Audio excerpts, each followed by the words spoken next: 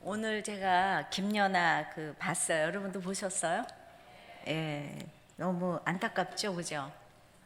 그래서 믿음이 없는 저 아이가 저걸 어떻게 견딜까 그 생각을 하는데 그 아사다 마오도 오늘은 너무 잘했는데 막 이제 막 너무나 울었잖아요, 그죠?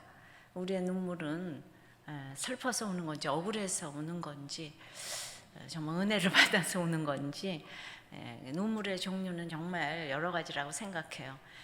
정말 억울해서 우는 눈물은 정말 저는 너무 싫어요. 예. 그래서 해 아래 새 것이 없고 그 김연아보다 더 잘하는 사람이 없으리라고 생각했지만은 생겼잖아요. 오늘은 누가 봐도 2% 부족했어요. 그래서 야 정말 영원한 1등은 없다.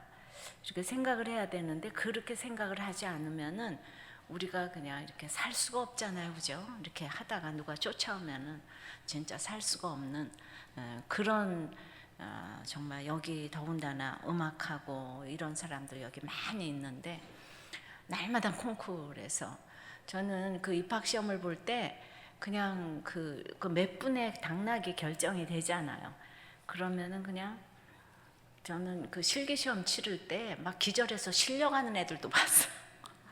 그거 한 번 해가지고 완전히 당락이 결정되는데 저는 이제 대학교 입학 시험을 보는데 그때만 해도 이제 부자 친구들이 많아가지고 이제 그 일제 그 손 따뜻하게 하는 거 그거 조그만 거 이렇게 이제 다 가져오는데 저는요 우리 아버지가 연탄불에다 벽돌을 구워가지고 이만한 벽돌을 수건에다 싸가지고 거기 가져가는데 가져가 보니까 얼마나 쪽팔려요.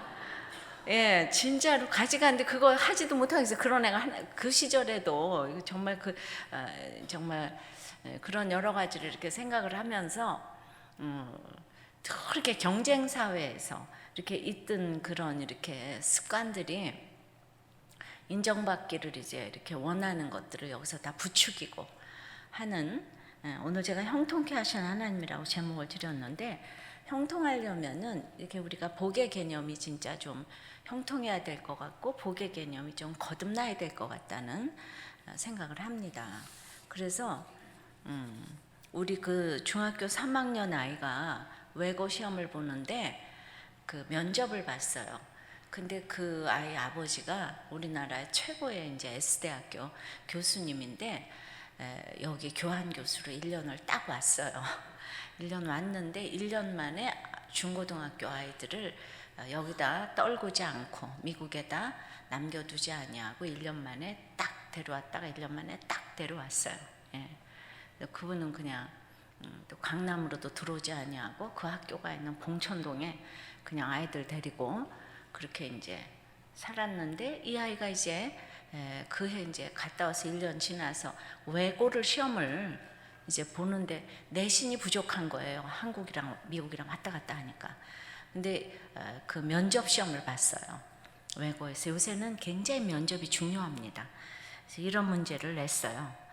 불경기에 사람들의 기부금이 더 증가하였는데 여기에서 그 진정한 나눔이란 뭐라고 생각하냐? 이렇게 얘기를 했더니 아이가 돈과 혹은 물질적 도움도 중요하다.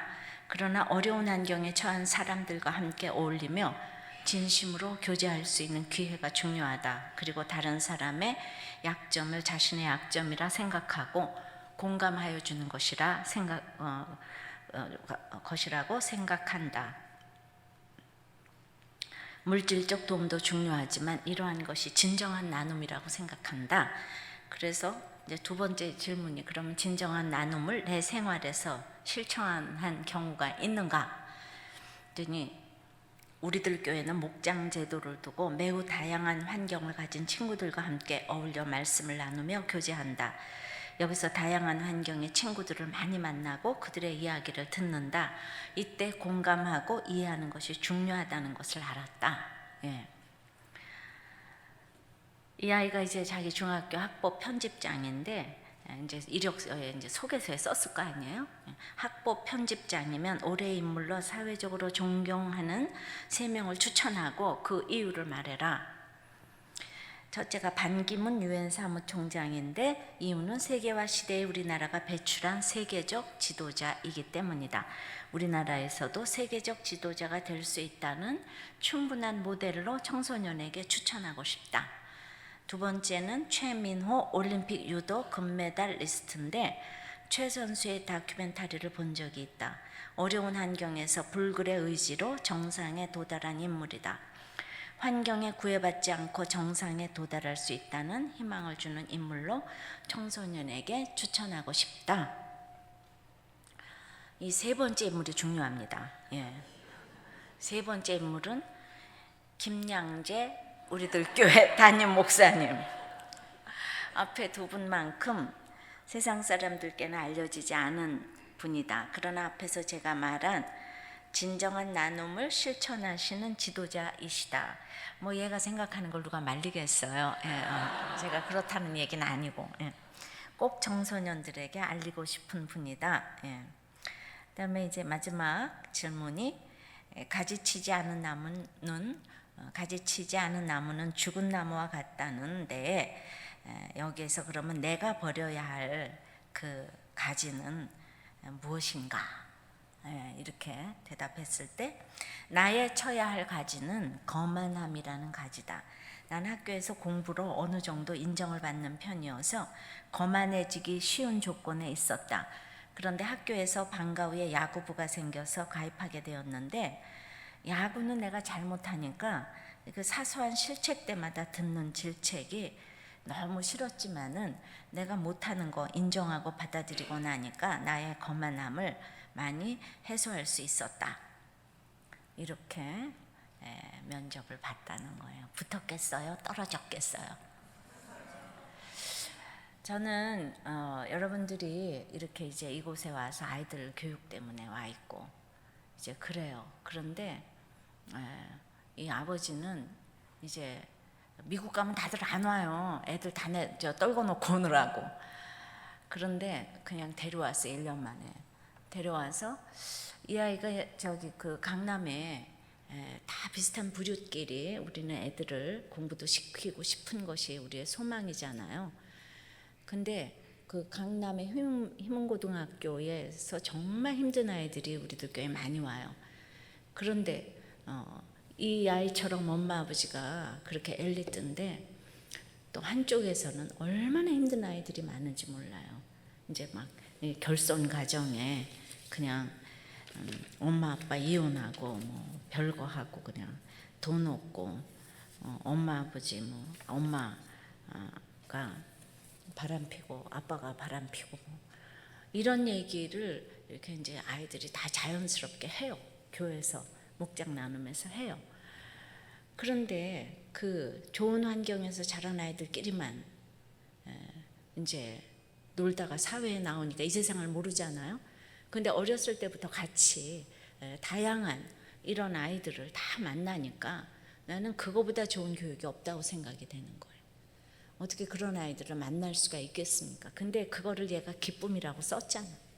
이 다양한 환경의 친구들을 많이 만나는 거. 그것이 진짜 나눔을 실천하는 거라고. 그러니까 정말 여러분들은 아이들을 위해서 아침마다 짧게라도 말씀을 이렇게 나누고 읽고 같이 쉐어링을 하고 이런 거를 보여주는 것이 아이들에게 한국말을 잊어버리지 않도록 하는 비결도 되고, 하늘나라의 언어를 가르치니까. 근데 아이들이 이제 공부 잘하고 다 가버리면은 완전히 이제 딴 나라 사람 만들더라고요. 여긴 왔는데 아이들이 다 하버드를 가고 어디를 가고 그래가지고 지금은 완전 손을 댈 수 없는 그런 그 아이들을 이렇게 만났어요. 그냥 교회도 안 오고 이제 근데 끼리끼리 그 출신들끼리 모여서 주일마다 교회 안 오고 잘난 사람들끼리 이제 변호사 박사 다 만나서 그 친구들이 그냥 어렸을 때부터 지금까지 노느라고 교회도 안 나오는 거예요. 그러니까 그 끼리끼리 만나니까 그렇지 않은 사람들을 너무 이제 내 친구가 아니라고 생각하는 거죠.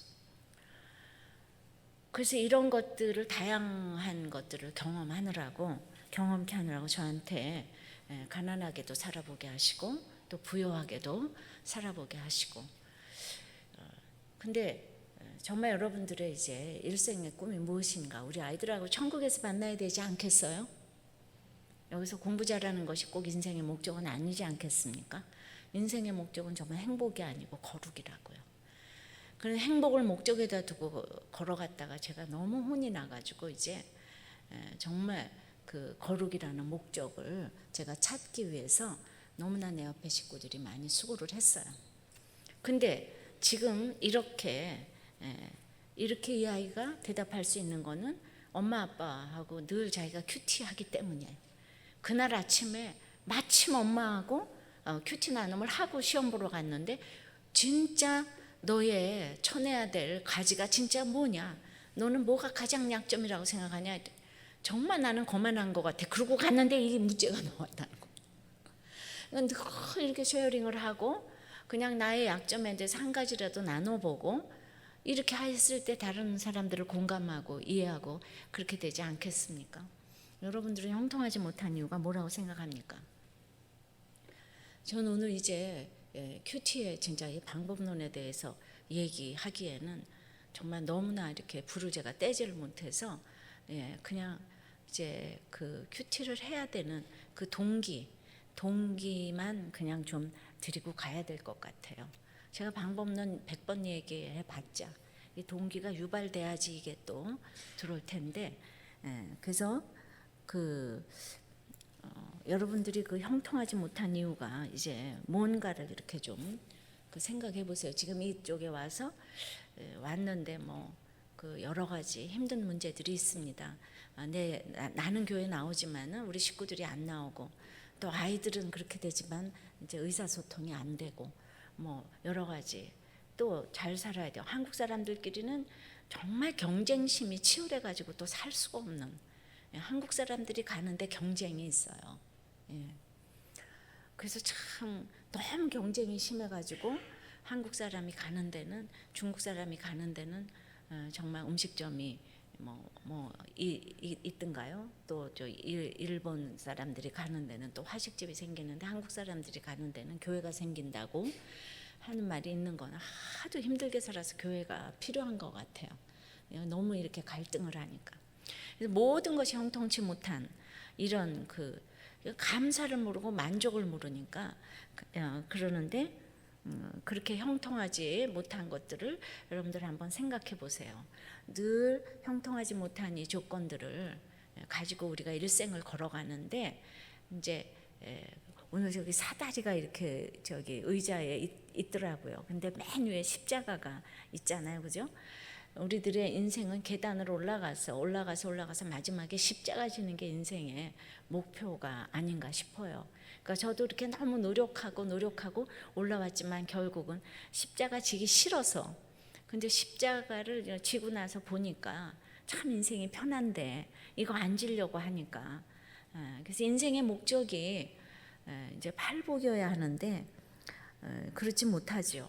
우리가 이 땅에 발을 딛고 살기 때문에 늘 한 번 구원 받았지만은 늘 이 땅에서 육신의 정욕과 이생의 자랑과 안목의 정욕을 다 내려놓지를 못합니다. 저도 되어서 이 설교를 하는 게 아니고요. 정말 저는 한 가지 저의 취할 것이 있어서 하나님이 저를 쓰시는 거겠죠. 그리고 완전하지 못하기 때문에 늘 일상생활하면서 저의 부족함을 그냥 날마다 보는 거예요. 인간적으로 완전하지 못해가지고 바보 같은 면이 이렇게 많이 있고 그럴 때마다 내가 어떻게 목사를 할 수가 있는가 이 생각을 하는 그것 때문에 하나님이 저를 쓰는 것 같아요.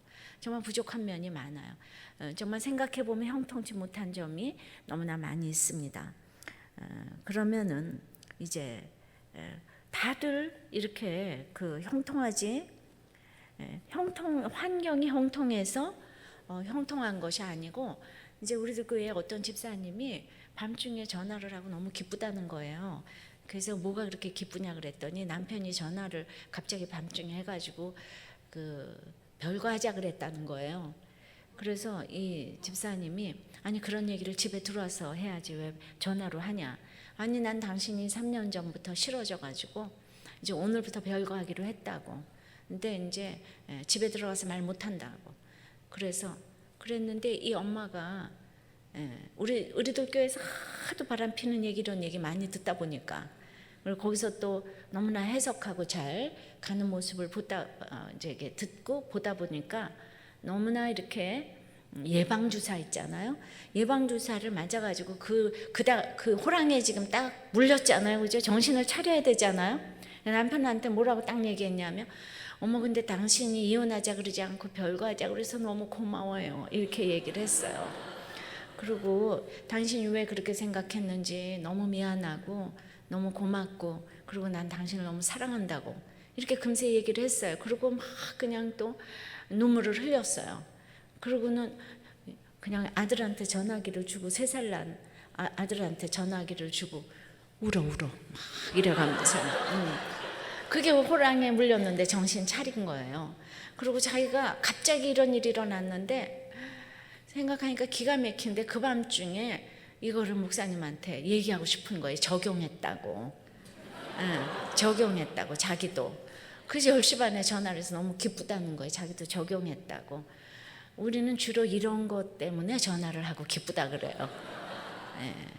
제 인생이 별 인생이 없거든요. 뭐 진짜 별 인생이 없습니다. 다 진짜 똑같습니다. 인생은 악하고 음란할 뿐이라고 주님이 말씀하셨는데 뭐 누가 누구를 정죄하고 그럴 수가 있겠습니까? 그래서 이제 어떻게 성경을 봤길래 그렇게 형통한지 그걸 좀 오늘 이제 좀 보려고요. 자, 오늘 시편 1편에서 3절을 제가 좀 읽겠습니다. 저는 시냇가에 심은 나무가 시절을 쫓아 과실을 맺으며 그 잎사귀가 마르지 아니한 같으니 그 행사가 다 형통하리로다. 그래서 이제 첫째로 이제 시냇가에 심겼기 때문에 형통한 거예요. 그러니까 지금 이제 모든 문제에서 오늘 형통케 하시는 것은 인간이 하는 것이 아니고 하나님이 하시는 일이잖아요. 그러니까 형통케 하실 하나님을 믿습니다. 이제 이렇게 여러분들이 믿으면 참 좋겠어요, 그죠? 그러나 우리가 구속사적인 적용을 한다면 내가 형통할 걸 믿지만은 또 믿어지질 않아요. 이 문을 나서는 순간 뭐가 애가 공부를 잘하겠어? 무슨 병원 왜 낫겠어? 남편은 언제 돌아오겠어? 우리 부부 사이는 회복이 되겠어? 집은 언제 생기겠어? 저런 기가 막히게 좋은 그 아파트나 이런 데에서는 여기서는 손적인 좋은 집, 좋은 차 이것이 특별히 여기서는 더 기준이 되는 것 같아요. 내가 뭐 타겠어? 이런 생각을 하니까 왜 그런 생각을 하는지 나의 어떤 죄 때문에 어떤 연약함 때문에 이렇게 형통하지 못한지 구속사적인 적용을 좀 해봐야 되는 것이에요. 왜냐하면 성경은 나를 위해 죽어주신 예수님의 이야기예요. 구약은 오실 예수님에 대한 이야기고 신약은 오신 예수님에 대한 이야기입니다. 특별히 나의 죄를 위해서 죽어주신 예수님의 이야기이기 때문에 나의 어떤 죄 때문에 죽어주셨나를 날마다 묵상을 해야 되는 거예요. 죄가 없다는 거는 말이 안 되는 것 같아요. 날이 갈수록 죄가 정말 더 생각나는 것이 햇볕 가운데 나가면 없던 주름도 환하게 보이잖아. 정말 집에서 뭐 찍어 바를 때는 뽀얀 것 같다가 나와서 자동차 백밀러를 보면 거기 보면 자글자글해요. 그러니까 그냥 환한 햇빛에 나오면 우리의 모든 티나 주름 잡힌 것이 다 보이기 때문에 말씀 앞으로 나가게 되면 내 죄가 보이지만은 말씀이 없으면은 절대로 이 죄가 잘 보이질 않아요. 어둠 가운데 있으면 나 혼자서 잘났어요. 나 홀로 다방에서. 그래서 이제 이 구속사적인 적용은 나의 어떤 죄 때문에 이렇게 주님이 죽어주셨는가? 그러니까 시냇가에 심은 나무가 형통한 이유는 시냇가에 뿌리를 댔기 때문 아니겠습니까? 그죠? 홍수 때는 빨아내리고 가뭄 때는 빨아 올리는 거예요. 그러니까 가뭄과 홍수가 오지 않는 것이 아니고 시냇가에 뿌리를 댔기 때문에 형통한 것이에요. 똑같이 가뭄과 그 홍수가 다 오는 것이에요. 그런데 지금 이제 3절에 이제 그는 시냇가에 심은 나무하고 똑같대요. 그는 옛날 성경 저는 시냇가에 심은 나무하고 똑같대요. 저는이 누군가를 알아봐야 되잖아요. 저는이 1, 2절을 받겠죠, 그죠? 저는이 1, 2절을 받아요. 1, 2절이 뭔가 하면 복 있는 사람은 악인의 꾀를 쫓지 아니하며 죄인의 길에 서지 아니하며 오만한 자의 자리에 앉지 아니하고 오직 여호와의 율법을 즐거워하여 그 율법을 주야로 묵상하는 자로다. 저는 그래서 어떤 사람이죠? 저는이? 예? 저는이 어떤 사람이에요? 예, 1, 2절을 받겠죠. 그죠? 1, 2절은 복 있는 사람에 대해서 썼어요. 근데 복 있는 사람을 오늘 시편은 뭐라고 그러는가 하면 말씀을 막 즐거워하면서 주야로 묵상하는 자라고 해요. 그러니까 특별히 오늘 복 있는 사람은 말씀을 묵상하는 자라고 그래요. 성경을 이렇게 자세히 보다 보니까 어떤 날은 흩어구지하는 자를 복이 있다고 그래요. 어떤 날은 가난한 자가 복이 있고 또 의를 위해서 핍박받는 자가 복이 있고, 자, 성경에서 말하는 복은 이제 그런 복이, 팔복의 복이 진짜 복인 거예요. 우리는 이제 오복을 복이라 그래서 이빨도 복이라 그러죠. 예. 그런 거 말고 진짜 가난한 자의 복. 그래서 이 묵상이라는 것은 히브리어에 사실은 묵상이라는 단어가 없다고 그래요. 이제 하가라고 그래가지고 이제 그 묵상이라는 것이 막 읊조리는 거. 근데 이렇게 사무엘에서 보면 한나가 아들이 없어서 또 이제 분인나한테 격동을 당해가지고, 첩한테 격동을 당해가지고 이제 이렇게 가서 기도할 때 막 정말 그 찬양을 하고 기도를 하지만 입을 오물오물거리면서 기도를 한 것도 있어요. 입을 오물오물거리면서요. 저는 그런 이제 그 장면이 딱 나오면 나가지 못하게 하고 집에서 기도해야 되고 그러기 때문에 늘 남편을 보면서 입을 오물오물거리면서 기도할 때가 많이 있어요. 방언으로. 남편 못 알아듣게. 그러니까 그 한나가 얼마나 절박하게, 그러니까 외치면서 기도를 할 수도 없지만은 너무나 처절해가지고 하나님께서 들을 수밖에 없는 기도도 있다는 거, 이 세상에. 예, 나갈 수가 없기 때문에.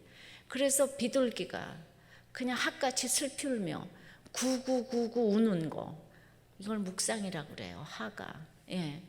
그러니까 그냥 너무너무 절박해서 막 소리를 지를 수도 없는데 하나님밖에 쳐다볼 수가 없는 거. 그래서 이런 거를 이제 묵상이라고 합니다. 하나님하고 통하려면요, 여러분들 사람하고 잘 통하면 하나님하고 통하겠어요? 사람하고 안 통해야 하나님하고 통하겠어요? 대답해 보세요. 예? 너무 답을 잘하시네. 예. 그래, 사람하고 통하는 게 꼭 축복인 것 같지만은 제가 사람하고 안 통해서 하나님하고 통했잖아요. 근데 이제 창세기에 보면 노아 홍수 후에 이제 하나님께서 이제 이 세상을 다 쓸어버리셨어요. 다시는 홍수로 심판하지 않겠다고 그랬어요. 이제 추위와 더위로, 심음과 거둠으로, 이제 이런 걸로 이제 어떤 이제 고난을 통해서 예수께로 가는 길을 이제 주셨다고 그랬어요. 근데 사람이 그 말을 못 알아듣고, 그냥 그렇게 얘기를 하셨는데도 불구하고 홍수 후에 이 사람들은 성과 대를 쌓아가지고 그냥 바벨탑을 쌓아서 우리끼리 흩어짐을 면하자 그랬어요. 그러니까 인간의 방법으로 홍수를 면해보자 이거예요. 여기에서 하나님께서 원하시는 것은 회개인데, 회개는 안 하고 인간의 방법으로 바벨탑을 쌓아보자, 우리끼리 흩어짐을 면하자. 그래가지고 그것이 그냥 그 9.11 그래서 바벨탑 쌓아서 하나님께서 멸망시킨 게 아닌가. 정말 여기 보면은 그냥 미국에 와보니까 바벨탑이 많아요. 엠파이어 스테이트 빌딩이라고나 할까.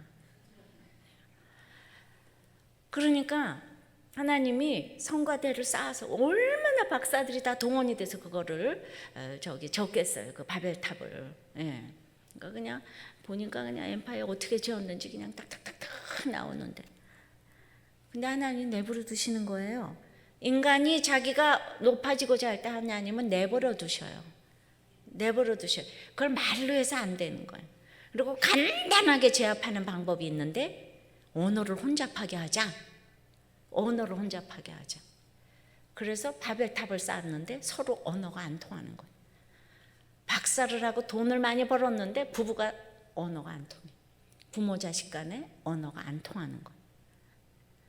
그러면 하나님께로 돌아온다는 거지요. 예. 그래서 사실요, 부부 간에 또 부모 자식 간에 대화가 안 통하는 게 엄청난 축복이랍니다. 예. 왜냐면 막 너무 가까운 사람이 안 통하니까 너무너무 절박해가지고 한나도 자기 그 첩한테 격동을 당하니까 하나님 앞에 나가서 기도했잖아요. 아무도 통하는 사람이 없으니까, 없어도 그냥 잠시만 없는 게 아니고 오랫동안 없으니까 드디어 하나님께 나갔잖아요, 제가. 예, 하나님하고 통하니까 그냥 인간하고 통하는 건 문제도 아니더라고요. 정말 하나님의 사랑은 인간의 사랑이 저 밑에 있더라고요. 내가 그냥 남편의 사랑을 못 받아서 기가 막혔는데 하나님의 사랑을 알고 나니까 내가 정말 인간의 사랑이 아무것도 아닌 거예요. 그렇기 때문에 제가 이혼도 하지 아니하였고, 자살도 하지 않았고, 그 다음에는 30대 혼자 됐는데 재혼도 안 했답니다. 하나님의 사랑이 너무도 놀라워서, 그 하나님의 사랑을 여러분들이 아신다면 우리는 형통할 수밖에 없습니다. 이 형통을 여러분들이 아셨으면 좋겠어요. 그래서 그 말씀을 묵상하는 자는 3절에 시냇가에 심은 나무하고 똑같이 형통하대요. 그러니까 어떤 환경이 와도, 홍수가 와도, 가뭄이 와도 형통하대요. 근데 형통한 이유가 지금 뭐라고? 말씀을 묵상하는 자는 형통하다 그랬으니까 내가 말씀을 묵상하지 않기 때문에 형통하지 못하는 게 뭐가 있을까? 이렇게 또 생각을 해보고, 그러니까 우리가 왜 형통치 못한가? 말씀을 묵상하는 자는 형통한데 나는 왜 형통하지 못한가? 그랬을 때 여러분들의 모든 문제가 말씀 안에서 형통했으면 좋겠어요. 그래서 모든 문제를 오늘 이제 해결을 좀 해드리려고요. 다는 시간이 없어서 못 해드리겠지만은 그냥 저는 우리 배우자 문제가 있고, 여기까지 왔으니까 결혼 잘 시켜야 되잖아요. 배우자 문제가 있고 랄랄랄랄랄라 여러 가지, 집과 학벌과 구원과 아픈 거. 근데 저는 이제 그 고난이 이제 많았다 그랬잖아요. 고난의 박물관 세트예요. 예. 그래서 근데 특별히 이제 우리 아들이 이제 정말 대학을 못 가게 생겨가지고 제가 이제 대학을 못 가게 생긴 게 아니고 이제 정년기가 지나서 늙었는데도 결혼이 안 되더라고요. 그래서 이제 어디를 가면 우리 아들이 동생인지 아들인지 분간이 안 될 정도로 늙었어요. 그래가지고 제가 이 아이가 왜 그렇게 결혼이 안 되는지, 하나님 나는 좀 쉽게 가면 안 됩니까? 난 좀 편하게 살면 안 됩니까? 그래가지고 여러분들 지금 주님 사랑해서 여기 오셨다고 생각합니다. 그렇죠? 예, 진짜예요. 그 사랑하면 닮고 싶잖아요. 그 길을 가고 싶잖아요. 그렇죠? 되물리기 없기에요. 예, 진짜 사랑하시죠?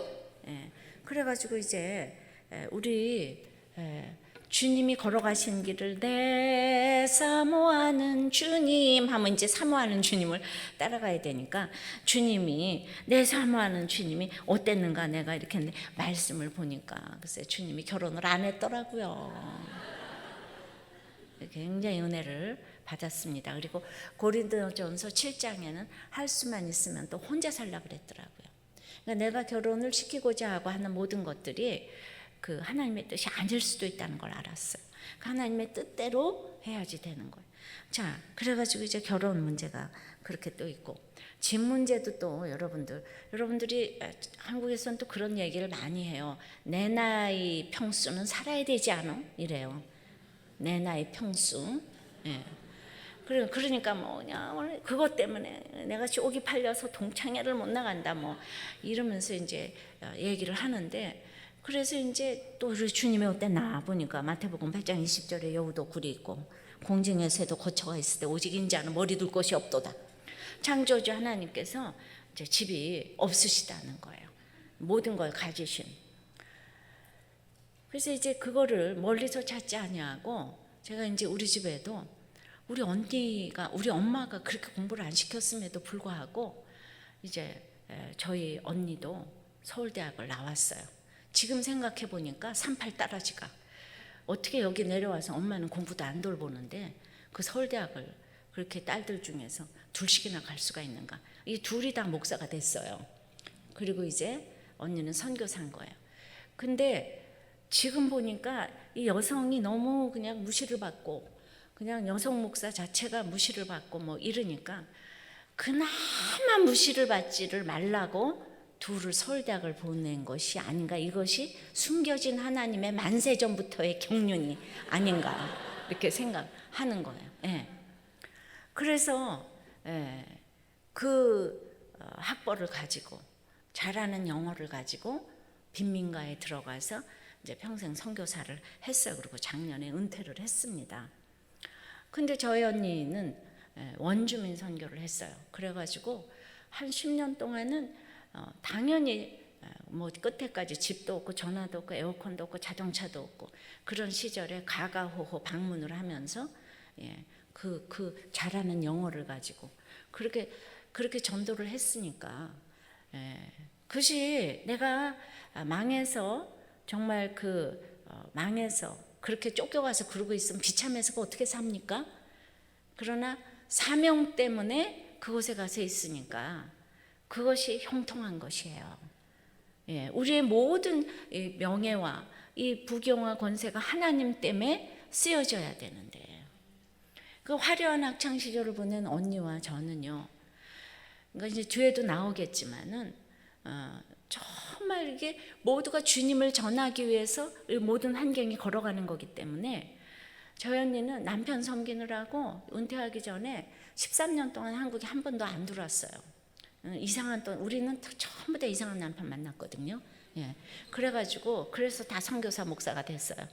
그러니까 저희 언니는 남편 섬기느라고 못 왔어요. 근데 거기서 그냥 열대지방에서 그렇게 그냥 전도하고 돌아다니느라고 얼굴이 새까매져가지고 우리 집에 그때 13년 전에 한번 왔더니 우리 집사님들이 뭐라 그러냐면 제가 그때 집사 시절인데 어머 집사님 집에 파출부 두셨어요? 그러면서 저한테 우리 언니 그러더라고요. 파출부 뒀냐. 근데 우리 언니는 빈민가에서 선교를 하니까 빈민가처럼 얼굴이 만들어졌어요. 그리고 저는 그냥 강남 한복판에서 사역을 하기 때문에 강남처럼 만들어졌어요. 그러니까 사명 때문에 얼굴도 만들어져 가는 거예요. 이쁘고 믿고 이런 문제가 아니에요. 똑같은 자매가 그렇게 얼굴이 달라질 수 있다는 거를 봤어요. 그러니까 우리가 그 환경에서 하나님의 사역을 하고자 하면 형통한 줄 믿습니다. 그런데 하나님이 없이 세상적으로 보면은 그냥 조금 높고 낮고 이래서 너무 여러분들이 형통하지 못한 거 있죠. 열등감 때문에 형통하지를 이렇게 못합니다. 그래서 이제 또 집의 문제가 해결이 됐어요. 이제 정말 우리의 가장 큰 문제는 학벌의 문제. 여기 온 거 다 자녀들 학벌 때문에 왔어요. 공부 잘 시키고자 왔어요. 근데 우리 아까 그 학생 그 큐티 나눔 해가지고 요새 보니까 우리들 교회 아이들이 큐티를 잘해가지고 입사 시험에도 너무나 잘 보고 면접 잘해가지고 면접. 요새 있잖아 사람들은 자기가 악해서 진실한 답을 참 좋아하더라고. 솔직한 답을 참 좋아하더라고요. 그래서 학교도 잘 붙고 이제 취직도 잘 되고 그러는 걸 이렇게 볼 수가 있습니다. 근데 저는 이제 30대부터 이제 큐티 세미나를 하러 코스타에 강의를 하러 왔었어요. 90년대에는 석사 박사학위 소지자들만 모아놓고 했어요. 한국에 귀국한 다음에 전도하기 힘들다고, 가난한 유학생 시절에 전도해야 된다고. 그때 이제 감히 평신도 집사가 이제 강의를 하러 왔는데, 그러면 제가 큐티 강의를 하러 왔으면은 이렇게 큐티를 해야지 공부를 잘한다 그래야 될 거 아니에요? 박사학위 소지자들한테. 근데 정말 나는 그냥 우리 아들만 쳐다보면 인생이 한심해서 대학을 못 가게 생겼어요. 그런데 나 때문이 아니고 하나님의 영광 때문에 큐티를 하니까 우리 아들 공부 좀 잘해야 되지 않겠어요? 하나님 그건 나 때문이 아니에요. 하나님의 영광 때문이에요. 이러면서 계속 기도를 해대는 거죠. 나 때문이 아니라니까요, 하나님. 오직 하나님의 영광 때문에 큐티의 유익을 위해서 우리 아들은 공부를 좀 잘하게 해줘야 되지 않겠어요? 근데 우리 아들은 잠병이 걸려가지고 잠자느라고 이제 공부를 안 해요. 예, 전공이 잠이에요. 그래서 우리 남편이 그 공부를 이제 좀 시켜보겠다고 강남에 8학군에 이사까지 가줬는데 정말 그냥 어디 저기 그냥 뭐 뛰어나오 우리 남편 기가 막혀 할 것 같더라고요. 제가 이제 그 혼자 아이를 이제 키우는데 그래서 이제 기가 막힌 거 나는 주회를 하겠다고 피아노도 다 내려놓고 가는데 하나밖에 없는 아들이 이렇게 이제 못하면 되겠는가? 그래가지고 저도 너무 기가 막혀서 이제 또 우리 주님이 어땠나 또 보니까 주님의 학벌이 없더라고요. 학교도 하나도 안 갔더라고요. 별로 은혜가 안 됩니까? 정말에 지나고 나서 보니까 걔는 공부 못하고 나는 공부 잘했는데요. 정말 어저께 말했잖아요. 그 공부 잘하고 못하고는 5밖에 차이가 없어요. 5밖에. 정말 특별한 경험을 해야지. 공부를 잘하고 못하고 살아보니까 이제 그런 것 같아요. 공부를 못하고 힘들었기 때문에 그래도 교회를 평생 붙어 있는 거예요. 우리의 모든 친척 자유선들은 다 공부를 잘하고 다 좋은데 직장 다니고 하니까 지금은 아무도 교회를 안 나와요. 장로님 다 아들들인데 다 잘 나가니까. 그냥 우리 아들이 못 해준 게 얼마나 축복이에요. 그냥 지금 아주 그냥 교회를 인생의 그것처럼 생각하고 나와요. 정말 우리 집 딸과 아들만 교회를 죽자고 나와요. 이건 정말 이건 진짜 우리가 말씀을 어려서부터 묵상했기 때문이에요. 저는 아무것도 안 했어도요. 아침에 꼭 큐티는 시켰어요. 그냥 리딩만 해도 밥상머리에 앉아서 큐티는 꼭 하게 해서 공부는 내가 안 시켰지만은 그냥 정말 내가 읽어주고 그냥 돌아가면서 기도라도 한마디 하라고 어느 날은. 그래서 중학교 시험 볼 때, 고등학교 시험 볼 때, 아들 수능 시험 볼 때 했던 큐티 내용들을 지금도 제가 다 기억하고 있어요. 몇십 년 전의 내용을. 근데 그렇게 큐티하면 공부 잘하더라 이렇게 간증을 하면 제가 얼마나 좋겠어요. 근데 그렇게 큐티를 해도 뭐 대학은 계속 떨어져 되고 그냥 뭐 다 이러는데도 네가 이래도 하나님을 사랑하겠느냐 저한테 계속 그렇게 질문하시는 것 같았어요. 그래서 저는 그래도 하나님을 사랑해요. 그래도 하나님을 어떻게 하나님이 계시다면 이럴 수가 있는가 그런 생각은 안 해본 것 같아요. 내가 하나님하고 너무 약간 친해가지고 너무 만남이 진하다 보니까 별의별 사건을 저한테 다 주셔도 제가 하나님을 떠나지는 이제 않았던 것 같아요.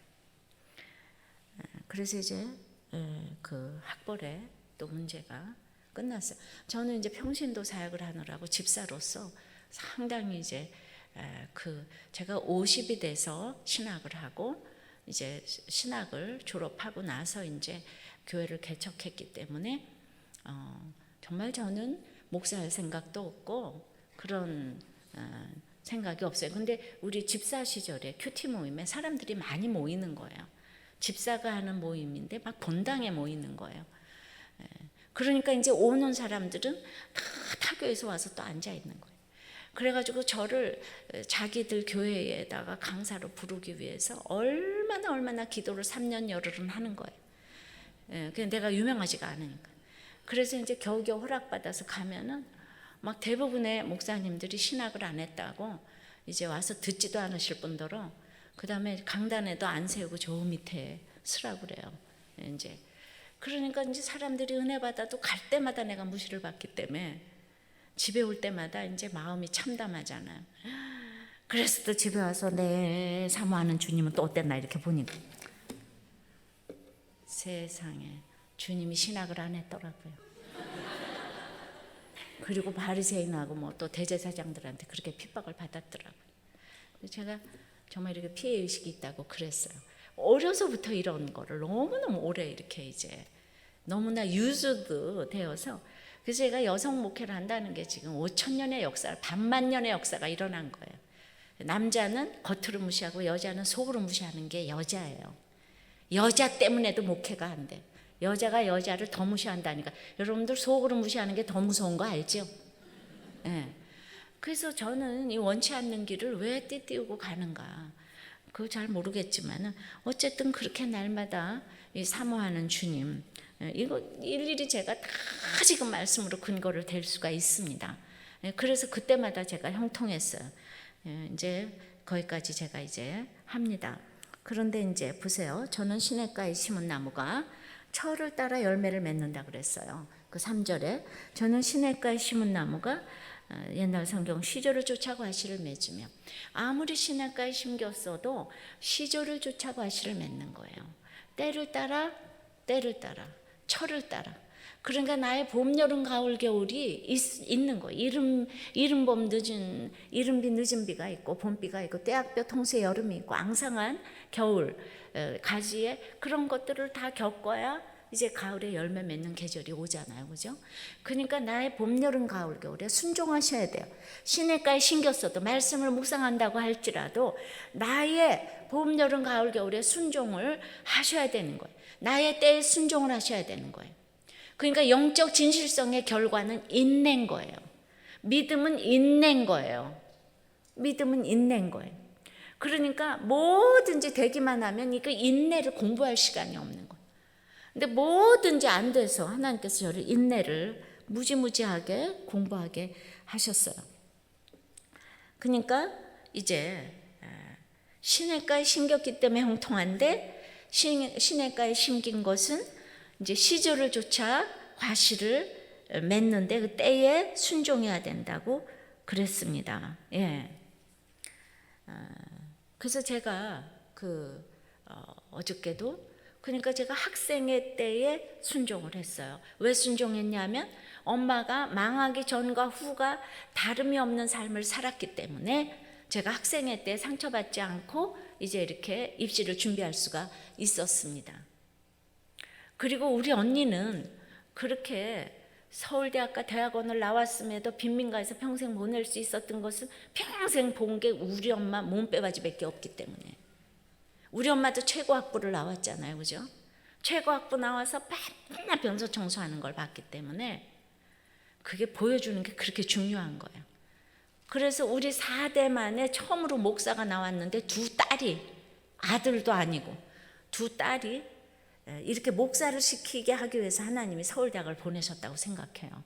한국에서 이렇게 여자 목사가 이제 인정받지 못, 유교 나라니까 인정받지 못하는 것을 알게 하시고, 그러니까 그냥 우리 엄마가 그냥 오물오물거리고 맨날 조용하고 그냥 직분도 없이 교회에 섬겼지만 그 기도가 다 응답이 된 거죠. 그런데 우리 엄마가 딸을 낳았다고 너무 슬퍼했다 그랬잖아요. 지금 몇십 년 후에 이렇게 될 것을 믿음으로 바라봤어야 되는데 그저 오직 딸만 낳았다고 너무너무 슬퍼서 정신과로 돌아다니시고 그냥. 그러고 나서 이제 완전히 180도 다른 삶을 이제 이렇게 사셨으니까 내 기도 응답은, 내가 기도하면은 저 한 대로 응답되는 걸 믿으셔야 되는데 여러분들은 눈에 바라다 보이는 걸 응답이라고 생각하니까 맨날 하나님이 계시다면 어떻게 이럴 수가 있는가. 바라는 것을 실상으로 놓고 보지 못하는 것들을 증거하면서 가는 것이 믿음인 거예요. 예, 천국이라는 게 그거 아니겠습니까? 그래가지고 이제 내가 이제 학창 시절에 순종을 했어요. 사실은 그거 어떻게 순종합니까? 제가 막내 딸인데 나가 공부하는 것만도 힘든데 우리 학생 하나가 그냥 여기 와가지고 그냥 엄마가 어렸을 때부터 지금 여기 초등학교 졸업하고 와서 여기 줄리아드 그냥 보내서 피아노 전공하고 그냥 랄랄랄랄랄랄라 해서 이제 그냥 그랬는데 이제 오늘 나를 만나가지고 세상에 어떻게 목사님은 그럴 수가 있냐고. 맞아요. 어떻게 그럴 수가 있겠어요. 예. 어렸을 때부터 여기 유학 가서 다 피아노 시키고 이러는데 내가 생각해도 참 내가 너무 기가 막힌 거 있죠, 인생이. 근데 그렇게, 그러니까 우리 엄마는 대학교 때 돌아가셨는데 그 선생님은 지금까지 살아계셔서 나는 양재 엄마를 본 일이 없다의 증인이에요. 고등학교 때부터 저를 피아노를 가르치셨는데 이런 인생이 글쎄 있을 수가 있는 거예요. 예. 그래서 학생의 때에 저 아무리 생각해봐도 내가 잘한 게 아무것도 없는데 그 엄마 기도 때문에 내가 학교를 갔구나. 그건 인정하지 않을래야 않을 수가 없는데 순식간에 바라다 보이는 것이 아니고 그냥 지금은 모르나 후에는 알리라. 그러니까 내가 우리 자녀들을 위해서 씨를 뿌리는 거는 뭔가 하면 지금 다른 사람 위해서 살아가는 거예요. 이타적인 삶을 자녀들에게 보여주는 것밖에 없는 거예요. 이타적인 삶을 보여주니까 우리 자녀들은 기가 막히지만은 내가 예수 믿고 나면 생각나는 게 그거밖에 없는 거예요. 근데 내가 자녀만 끼고 돌면 그 자녀 다 이상해지는 거 있죠. 내 자녀가 그냥 최고인 줄 알고 끼고 돌면 그 자녀도 또 자기밖에 모르게 돼요. 그래서 학생의 때를 순종을 했는데 며느리 때에 제가 이제 또 어저께 순종을 했다고 말씀을 드렸어요. 끝까지 견디는 자는 구원을 얻으리라. 그러니까 견디는 게 이게 구원의 가장 중요한 이제 바로 맺은 거예요. 그래서 며느리 때에 순종을 했어요. 예. 근데 이제 그 다음에 제가 이제 아내의 때에 돌입을 한 거예요. 아내의 때에 돌입을 했습니다. 그 이제 이 남편하고 이제 이 남편은요 대한민국의 교계를 대표해서 비판해야 되는 사명을 띠고 이 땅에 태어났어요. 그러니까 그냥 너무너무 의롭고요, 너무너무 그냥 성실하고요, 그리고 전기불 수돗물 다 아끼고 돌아다니고 부잣집 아들인데 막 너무나 근면하기가 짝이 없고 우리 집 돈 무섭게 다 아끼잖아요. 그래서 백화점 한 번을 못 가게 하고 아주 그냥 옷도 안 사주고 미장원도 못 가게 하고 아주 전 맨날 머리는 묶고 다니게 하고 그러니까 정말 여러분들은 이제 알 수 없는 이런. 그래서 병원에서 우리 남편이 산부인과 의사예요.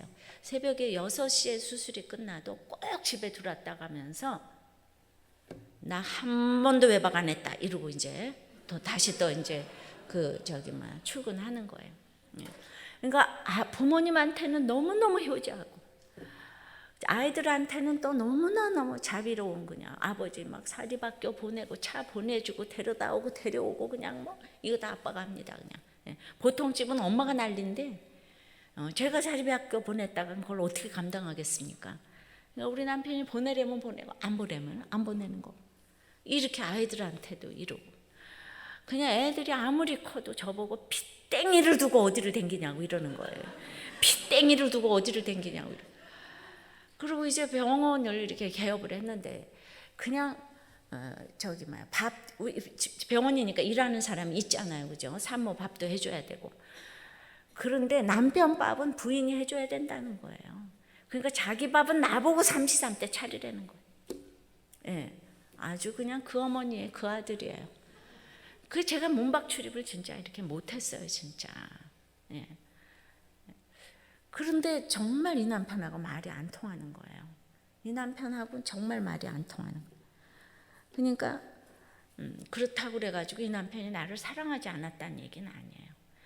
근데 이제 보세요. 비근한 예로 이런 얘기가 있는 거예요. 제가 몇 년 전에 이제 어제 장애자 올림픽에 주치의로 갔는데 79년도인 거예요.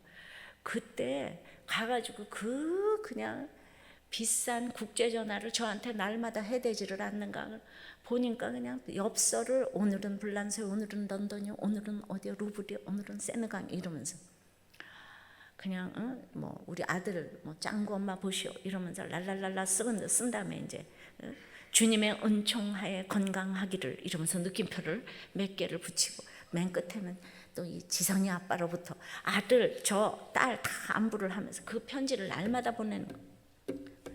거기 며칠 갔다 오면서 만리장성을 쌓고 보내는 거예요.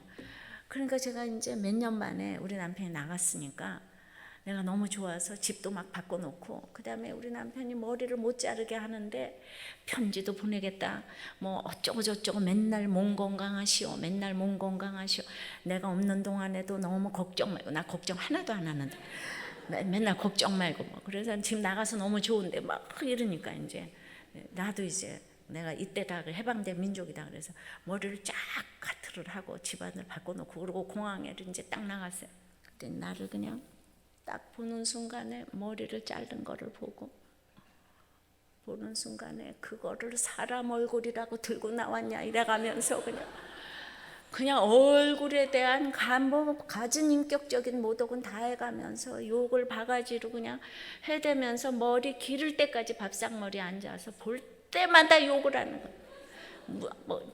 상상을 못, 정말 들을 때 이게 진짜 주고 싶은 마음이 너무 모멸에 찬 이런 얘기를 이제 이렇게 들으니까, 그러니까 이게 뭐예요, 글쎄. 우리 남들이 부러워하는 이 장로님 가정에 의사 부부인데 지금 하는 대화가 이게 뭐 하는 짓이냔 말이죠. 이게 너무나 진짜 외롭지 않아요, 제가?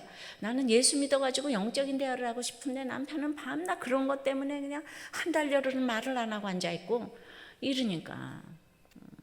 그래서 제가 진짜 이 외로워서 하나님을 찾았어요. 여러분들 중에서는 혹간 이런 사람들이 있어요. 아유, 사치스러운 얘기 하시네. 나는 머리 자른 지 일주일이 지나도 남편이 못 알아보더라. 근데 나는 그걸 또 안 당해봐서 하도 우리 남편이 잔소리를 해대니까 여러분이 내 남편 같은 사람하고 한번 살아보기를 권해보고 싶어요. 네. 그러니까 그것이 어쩌다가 아니라 일상생활에 계속 반복되는 사소한 일에 너무나 그러니까 정말 그냥 그것이 살고 싶지 않은 그거예요. 그러니까 나는 일주일이 지났는데도 머리 자르는 걸 모르는 사람하고 살아보고 싶은 게 소망인 거죠. 난 정말 그게 소망인 거예요. 예. 그러니까 각자 자기의 고통은 달라요. 예. 비교를 하시면 안 돼. 각자 하나님 필요해서 저의 이렇게 맞는 고난을 이렇게 보내주셨는데, 그러니까 이 남편하고 살기가 남들이 보기에는 쇼배지만 우리 시어머니하고 사는 거하고 똑같이, 예. 그러니까 차가 있어도 차를 못 타게 하고 버스만 타고 댕기라고 그러고 뭐 하여튼 그러니까 이제 중요한 거는 큐티는 제가 하는데 적용은 맨날 그쪽에서 해요. 아무리 일찍 일어나도 먼저 일어나 있고 아무리 늦게 자려고 그래도 더 늦게 자고, 그러니까 내가 생색을 낼 게 아무것도 없고 얼마나 부지런한지, 얼마나 또 그냥 산부인과에서 맨날 음식 해줘야 되니까 고추도 그냥 자기가 닦고 그냥 뒷뜰에 가서, 그리고 시간만 있으면 또 마포걸레 가지고 다 이렇게 그냥 병원 병원 이렇게 문지르고 돌아다니니까 제가 노는 꼴을 못 보는 거죠. 우리 집은 위에서부터 아래까지 육체 노동만 해야 돼. 예. 우리 남편도 내가 피아노를 쳐도 안 되고 뭐 아무것도 해도 안 돼. 오직 우리 남편도 내가 병원에서 하루 종일 있어 보니까 그냥 일만 해야 되는 거예요. 그냥 걸레질하고 이렇게 갖고 다니고 그냥 가서 그 다른 거 하면은 그냥 불호령이 나는 거. 근데 우리 시어머니보다 더 힘든 거예요. 더 힘든 거. 그래가지고 제가 그냥 이 남편 하루 종일 하는 대화를 생각해 보니까 남들이 다 부러워하는데 하루 종일 수술하고 그다음에 이제 뭐 먹을까 하고 뭐 볼까 하고 자자 세 마디밖에 하는 말이. 사람이 떡으로만 살 것이 아닌데 너무 열심히 병원 일을 하는데 인생에 재미도 없는 것 같고 화는 왜 그렇게 내는지 모르겠고 그냥 그래서 우리는 선남선녀가 만났는데 그냥 그 사람은 그 사람대로 힘들고 힘든 남편을 바라보니까 내가 힘들고 왜 누리지를 못하는지 알 수가 없고 진짜 돈은 벌어서 뭐 하는 건지, 그렇다고 자기가 무슨 여자를 만나고 돌아다니는 것도 아닌데 하여튼 자기는 여자를 보는 직업이잖아요. 근데 여자를 보는 직업인데 여자를 돌같이 본다는 게 이 사람의 우상이에요. 자기는 여자를 늘 보지만 여자를 돌같이 본다는 게 우상이고 완전주의가 우상이고. 그러니까 두 모범생이 모였는데 이건 참 기가 막힌 거예요. 답이 안 나오는 거예요. 어디 뭐가 잘못됐는지도 모르는데 우리는 하여튼 긴장 관계에서 이렇게 지금 살고 있는 거예요. 하여튼 지금 이 얘기는 너무 길고요.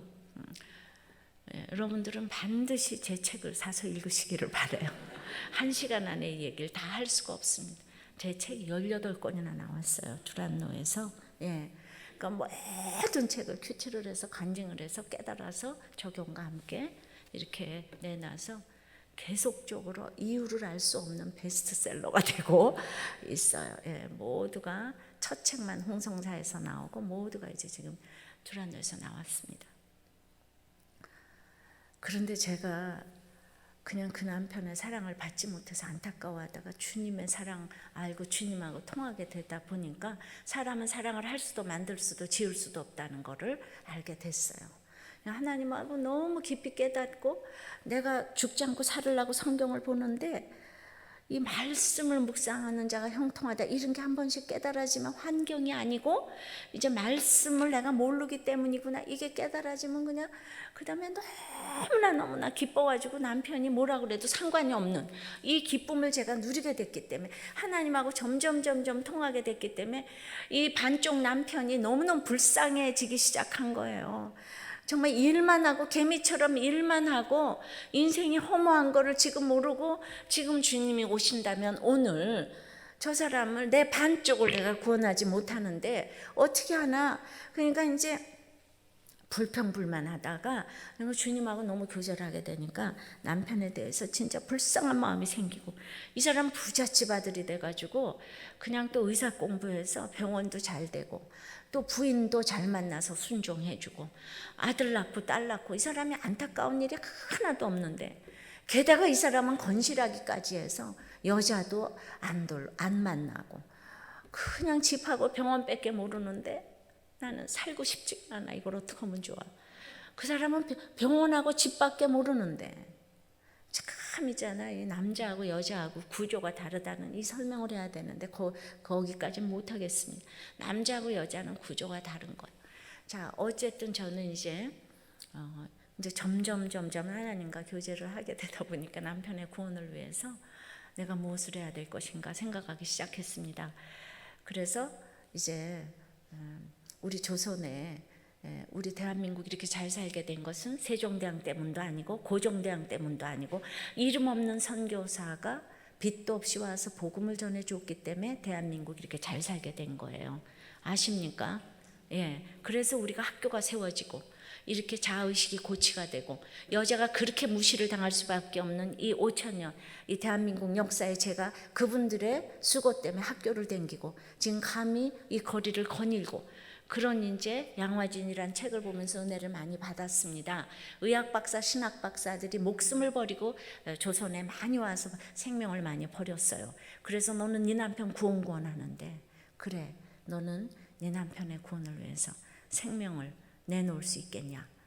책을 읽고 나서 그런 물음이 저한테 왔어요. 근데 못 내놓겠더라고요. 입으로는 구원 했는데. 그래서 제가 너무나 이제 이렇게 강탈을 해가지고 그렇게는 기도를 했어요. 하나님, 우리 남편이 개미처럼 일만 하는 것이 인생이야 다가 아닌 걸 알게 해주시고 인생이 허무한 걸 좀 알게 해주시고 그리고 예수 믿을 동기를 좀 허락해 주세요. 그 얘기는 제일 좋은 동기가 그 병원이 안 되는 거가 제일 좋겠더라고요. 네. 그러니까 구원이 얼마나 간절하면 제가 보니까 하루 부자라고 33대 다 먹는 것도 아니고 옷도 2벌 입는 것도 아니고 그래서 제가 이렇게 그 기도를 하면서 병원이 안 되는 게 제일 좋겠다고. 그래도 이제 약간 무서우니까 또 입으로는 못하고 속으로 이제 이렇게 기도를 했습니다. 그러니까 굉장히 비장해졌어요. 근데 이 남편이 글쎄 완전히 저녁에 들어와서 이렇게 얘기를 하는 거예요. 제가 그렇게 기도를 딱 했는데 인생이 허무하단 말이야. 내가 왜 이렇게 개미처럼 일만 하는지 몰라? 허무와 개미를 넣어서 내가 기도를 했는데 허무와 개미로 응답을 한 거 있죠. 그러면서 5년만 지나고 자기는 무의촌에 가서 어려운 사람 도와주겠다는 거예요. 그래서 나보고 그때 피아노를 또 그냥 가르쳐 주라는 거예요. 이 사람은 말을 해도 이렇게 성경적인 말만 해요. 아주 의로운 말만 해요. 진짜 이 세상에서 제일 살기 힘든 사람이 효자들인 거 아시죠? 효자에다가 그냥 핏땡이 자식만 챙기는데 오직 개밥에 도토리는 부인밖에 없는 거예요. 하도 나를 그냥 무시하고 이래 되니까 우리 간호사들이 혹시 첩이세요? 저보고 그러는 적이도 있었어요. 알다가도 모르겠네. 그 정도로 이제 그냥 본인이 자기 부부는 일심동체인데 자기를 학대해서 나를 그런 것이 아닌가 이 생각도 이제 들지만은 이제 그렇게 해서 허무와 계미를 넣어서 얘기를 했는데 저는 하나님이 제 기도를 들어 응답하셨다고 그냥 어이조차 빼지 않고 다 응답하셨다고 이렇게 이제 그냥 막 천지의 창조주 하나님께서 날 인정하셨다고 이 생각이 드니까 대통령한테만 인정받아도 기가 막힌데 하나님 아버지한테 인정받았다고 생각하니까 제가 눈물로 기도를 하면서 알았어요. 하나님이 인정하셨는데 내가 못 드릴 게 뭐가 있겠어. 내 생명을 드리니 우리 남편을 구원해 달라고 내 생명을 주님께 드리겠다. 그렇게 구원 때문에 제가 있잖아요. 그래서 구원 때문에 왔어요. 오늘 여기 구원 때문에 왔어요. 큐티 하러 온 게 아니에요. 큐티 왜 합니까? 그거 다 구원 때문에 하는 거예요. 말씀 묵상 왜 하겠습니까? 구원이 이루어져야지 큐티가 되는 거예요. 그래가지고 내 생명을 드리겠으니 남편을 구원해 달라. 그렇게 기도하면서부터 오늘이 마지막인 거예요. 내가 죽었을 때 우리 남편이 그냥 우리 집사람 하면 예수님이 딱 생각나야 되는 거예요. 예수님이 딱 생각나서 예수 믿어야 되니까 내가 오늘 죽는다고 생각할 때 제가 참지 못할 일이 뭐가 있겠습니까? 안지를 않고 설에만 서고 그냥 나가다가도 들어오라 그러면 예, 전화를 하다가도 끊으라 그러면 예, 끊다가도 하라 그러면 예, 죽으려면 죽는 신용도 아멘 할 거예요. 왜냐하면 나는 오늘 남편을 감동시키고 죽어야지 예수로 결론이 날 것이니까. 그 종말론적인 신앙이 되더라고요. 생명을 내놓으니까 그 신앙이 되더라고요. 그러니까 이제 그런 일들이 많았죠. 뭐 성경책도 찍고 그냥 뭐 이런 일들이 있었는데 그냥 그 성경책을 또 찢으면 그날은 또 마태복음 5장에 보니까 의를 위해서 핍박받는 자는 복이 있다 그러는데 드디어 나도 성경에 올라가는 핍박을 받았구나 그러면서 할렐루야. 이런 얘기를 제가 막 쉐어링을 하는 거예요. 그러면 제가 그때는 보면 지금 30대의 원장 부인의 막 이 서울예고 강사에 모든 거 갖춘 사람이 막 남편이 뭐 집어던진 복숭아도 집어먹었다 뭐 이런 얘기도 하고 그냥 뭐 던진 뭐 어쩌고 저 성경책 찢었는데 이게 하나님 오늘 말씀대로 내가 성경대로 핍박을 당했다. 내가 이런 얘기를 나가지 못해도 전화로 이런 얘기를 하니까 내 얘기만 들으면 그냥 다들 이혼하려던 사람이 안 하고 예수까지 믿게 되고 이러니까 남편이 아무리 화를 내고 나갔어도 저녁에 들어왔을 때는 그냥 어서 오세요 이러니까 우리 남편이 자꾸 헷갈리잖아요. 자꾸 헷갈리잖아요. 남편이 화를 내고 나갔는지 뭐 했는지 막 생각도 안 나고 돈을 안 주면 안 주는 대로 그냥 순종하고 10만 원 주면 10만 원어치만 쓰고 반찬 안 했다 그러면 당신이 돈을 조금 줘서 안 했 이런 얘기 안 하는 거예요. 그냥 왜 반찬이 없냐 그러면 또 가만히 있고 주면 주는 대로 하고 아니면 안 하는 대로 하고 나는 오늘 뭐라고요? 예수님. 나는 예수님으로 결론이 나야 되는 거예요. 나는 그냥 오늘 딱 예수님으로 그냥 결론이 나서 죽는 게 인생의 소원이 되다 보니까 그냥 뭐 화낼 일도 없고 그냥 속상할 일도 없고 그냥 뭐 아니 이제 그렇지만 또 속상하니까 말씀을 보고 또 눈물로 회개하고 이거를 다른 사람한테 계속 나눈 거예요. 인생에 있잖아요. 부끄러움이 없어졌어요. 믿음은 왜가 없고 부끄러움이 없는 거예요.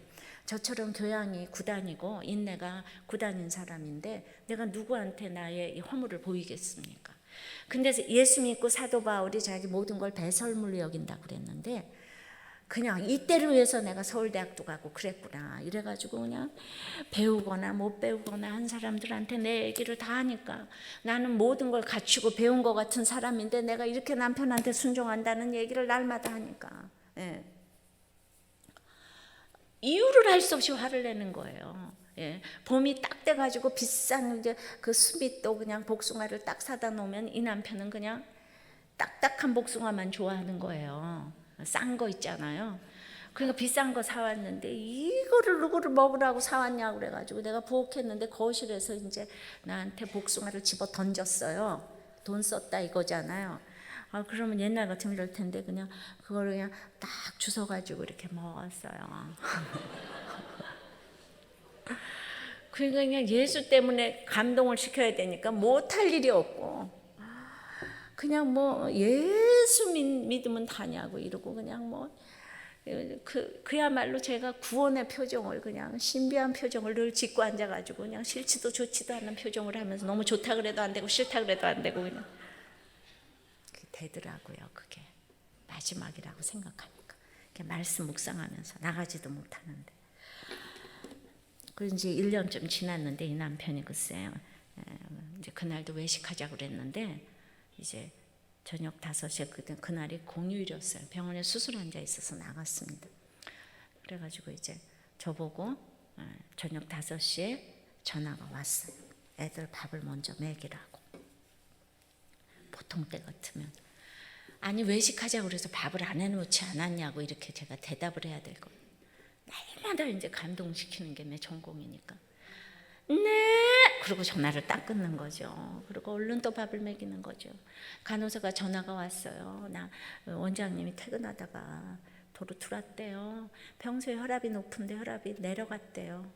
그래가지고 뭐 체크했는데 혈압이 지금 내려갔다고. 하여튼 링겔을 꼽았다고. 그래서 1시간은 있어야 될 것 같다고. 그래서 저 감동을 또 시키기 위하여서 총알같이 또 이제 병원으로 이제 갔어요. 예. 그래서 딱 들어가서 링겔을 꽂고 있는데 그냥 이 남편이 저를 딱 보더니 기도해줘 이래요. 그래서 내가 어머나 망하지도 않았는데 기도를 해달라고 그러네. 그래가지고 이때를 위해서 다 예수 믿는 사람으로 채워놨구나. 밖에 나가서 그냥 너무 기도해달라고 이제 다들 모든 사람한테 기도 부탁을 하고 가서 기도해달라는 게 너무 고마워서 또 이거 취소할까봐 그냥 큰 소리로 하면 시끄러워 이럴까봐 작은 소리로 하면 안 들릴까봐 크지도 적지도 않은 목소리로 그렇게 제가 감동시키려고. 구원이라는 거는 그렇게 노력을 해야 되는 거예요. 그 사람을 사랑하면 그냥 크지도 적지도 않게 유리그릇처럼. 그래서 제가 기도를 했어요. 그러고는 이제 모든 병원에서 할 수 있는 검사는 다 했어요. 그냥 다 했어요. 예, 피검사 뭐 저기 막 여기 CT 머리 CT 뭐 이거 전부 다 했는데 아무 이상이 없어요. 근데 혈압이 자꾸 내려갑니다. 혈압이 높은 사람이 내려가는 게 굉장히 위험한 거예요. 12시에 대학병원으로 옮겼어요. 들어가자마자 다 해봤는데 복부 CT만 안 했다. 그거 해보라. 우리 남편이 오더를 내렸어요. 조금 있다가 의사들이 놀라서 나를 찾습니다. 들어오라고 CT실로. 들어가 봤더니 우리 남편이 간동맥이 파열이 된 거예요.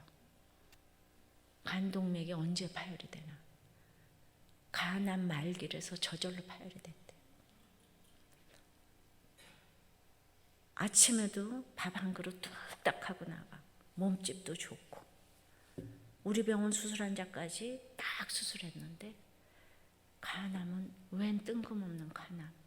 그러면서 가망이 없는 거는 물론이려니와 화급을 다툰다. 너무나 화급을 다툰다는 거.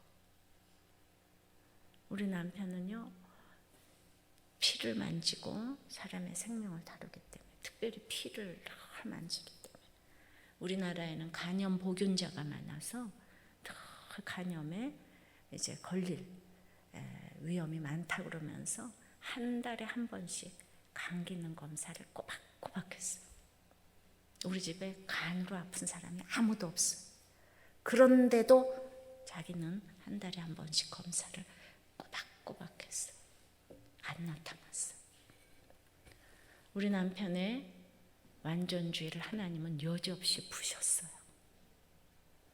예, 막 새벽 3시에 일어나서도 그냥 소독하고 사람 죽일 일 있냐고 막 다 깨워서 그렇게 완전 무결하게 했지만은 그랬어요. 그래서 제가 남편한테 뛰어들어가서 그렇게 얘기했어요. 예. 그 듣자마자 저도 호랑이에 지금 물렸잖아요. 호랑이에 물렸어요. 예. 근데 평소에 실력으로 나와서 당신이 예수 믿고 천국 가지 않으면, 당신이 회개하고 예수 믿고 천국 가지 않으면 나는 애들 데리고 살 소망이 없다.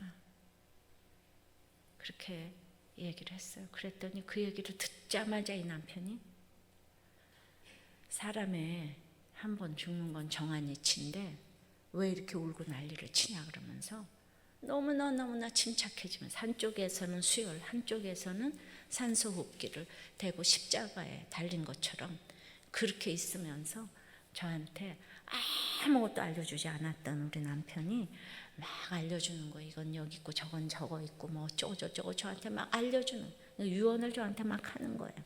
식구들은 저를 불러냈습니다. 철이 없고 경솔에도 분수가 있지 뭐가 급하다고 지금 그렇게 살소망을 끊어버리냐.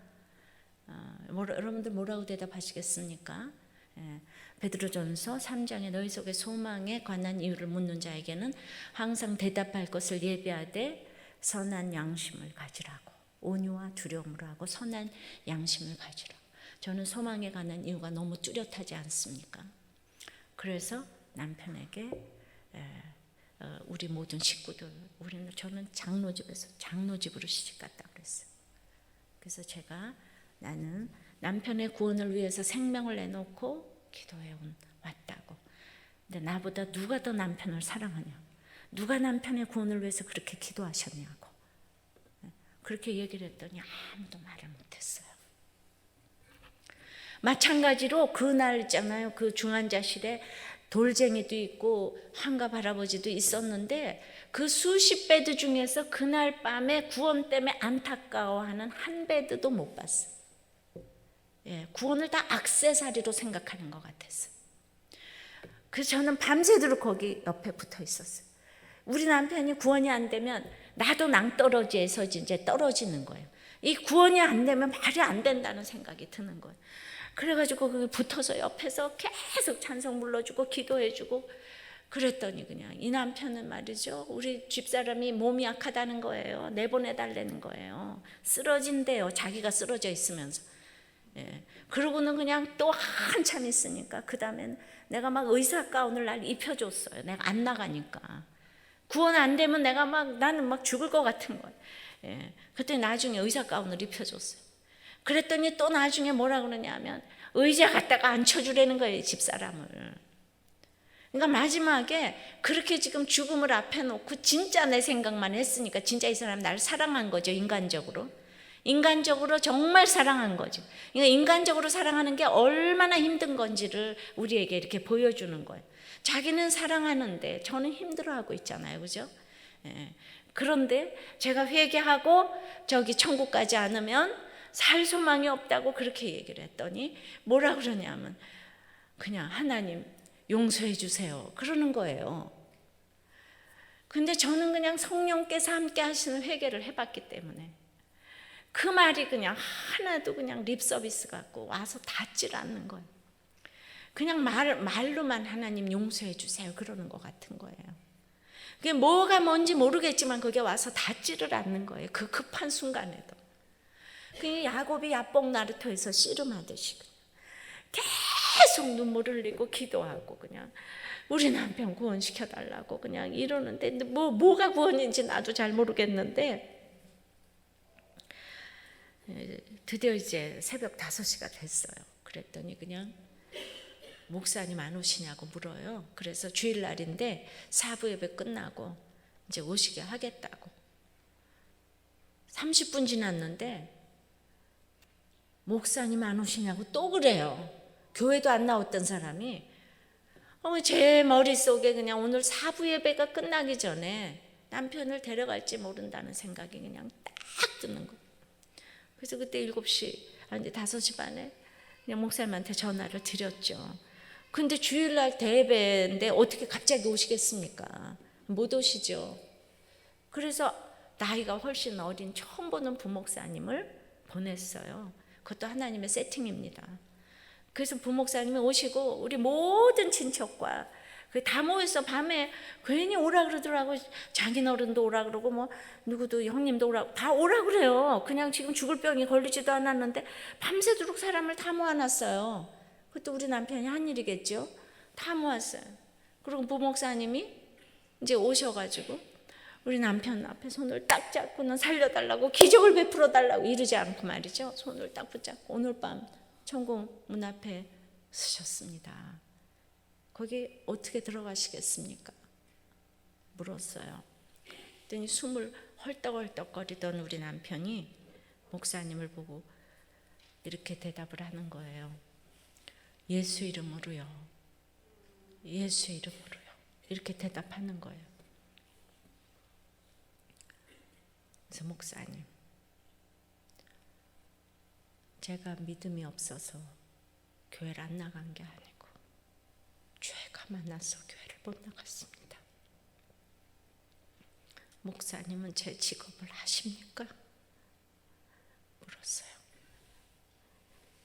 그 목사님이 고개를 끄덕거렸어요. 이 80년대, 70년대는요, 우리나라가 가족계획을 장려하느라고 산하 제한 때문에 얼마나 낙태를 나라에서 막 합법적으로 강요해서 가족계획 지정 병원까지 있는 거예요. 근데 이 남편이 나를 만났을 때 물론 교회를 나갔는데 개업을 특별히 하고 나서 교회를 아주 발을 끊었어요. 근데 적어도 자기가 장로 아들인데 그렇게 낙태 수술을 한 것에 대해서 그것이 구원까지는 이르진 않았지만 너무 죄책감에 시달렸던 것 같아요. 그렇게 죄책감에 시달리면서도 이렇게 구원까지는 못 가는 게 있더라고요. 그래서 그 사람들 다 많이 보는 앞에서 제가 이렇게 매를 맞았다고, 하나님께서 회복시켜 주셔도 감사하지만 자기는 회복시켜 주시지 않아도 할 말이 없는 인생이라고.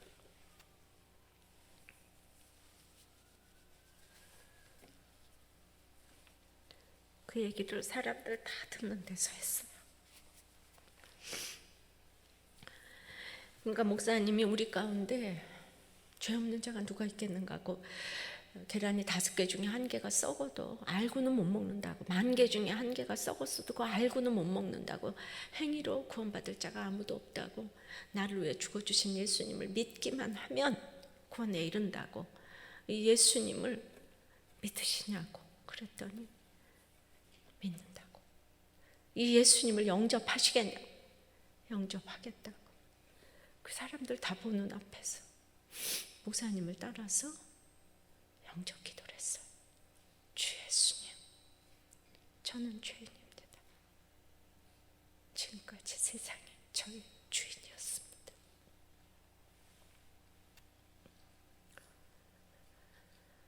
이 죄인 이제 영접하여 주시고 나를 위해 죽어주신 예수님, 내 인생의 주인으로 영접합니다. 나를 영접하여 주시고 나를 받아 주시옵소서. 그를 사람들 보는 앞에서 하나하나 했는데, 장로 아들로 태어나서 45년 만에 영접 기도를 한 거예요. 교회를 평생 다녔는데 영접 기도를 45년 만에 처음으로 한 거예요. 저는 우리 남편이, 그렇게 자존심 강한 우리 남편이 어떻게 저렇게 사람 있는 데서, 사람 많은 데서 저렇게 자기 죄를 고백하고 저럴 수가 있는가. 그 기도가 끝나고 다 돌아가면서 식구들한테 할 말 해보라 그러니까 저한테, 그동안 예수 믿는 것 때문에 그렇게 핍박을 했는데 너 저한테 너무 잘못했다고 용서를 구했어요. 그래도 우리는 부부래요. 예. 그러면서 용서를 구하고, 우리 친정아버지한테는 아들이 없는 집에 와서 자기가 아들 노릇을 못했다. 그리고 다 또 이 시댁 식구들한테는 내가 비판한 거는 미워서 비판한 게 아니고 사랑해서 그랬노라고, 날 용서하시라고 돌아가면서 할 말 다 하고, 그 다음에 저한테 이러는 거예요.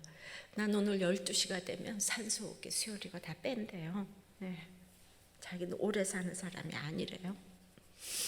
그러니까 우리 병원에 가서 병원비 가져오래요.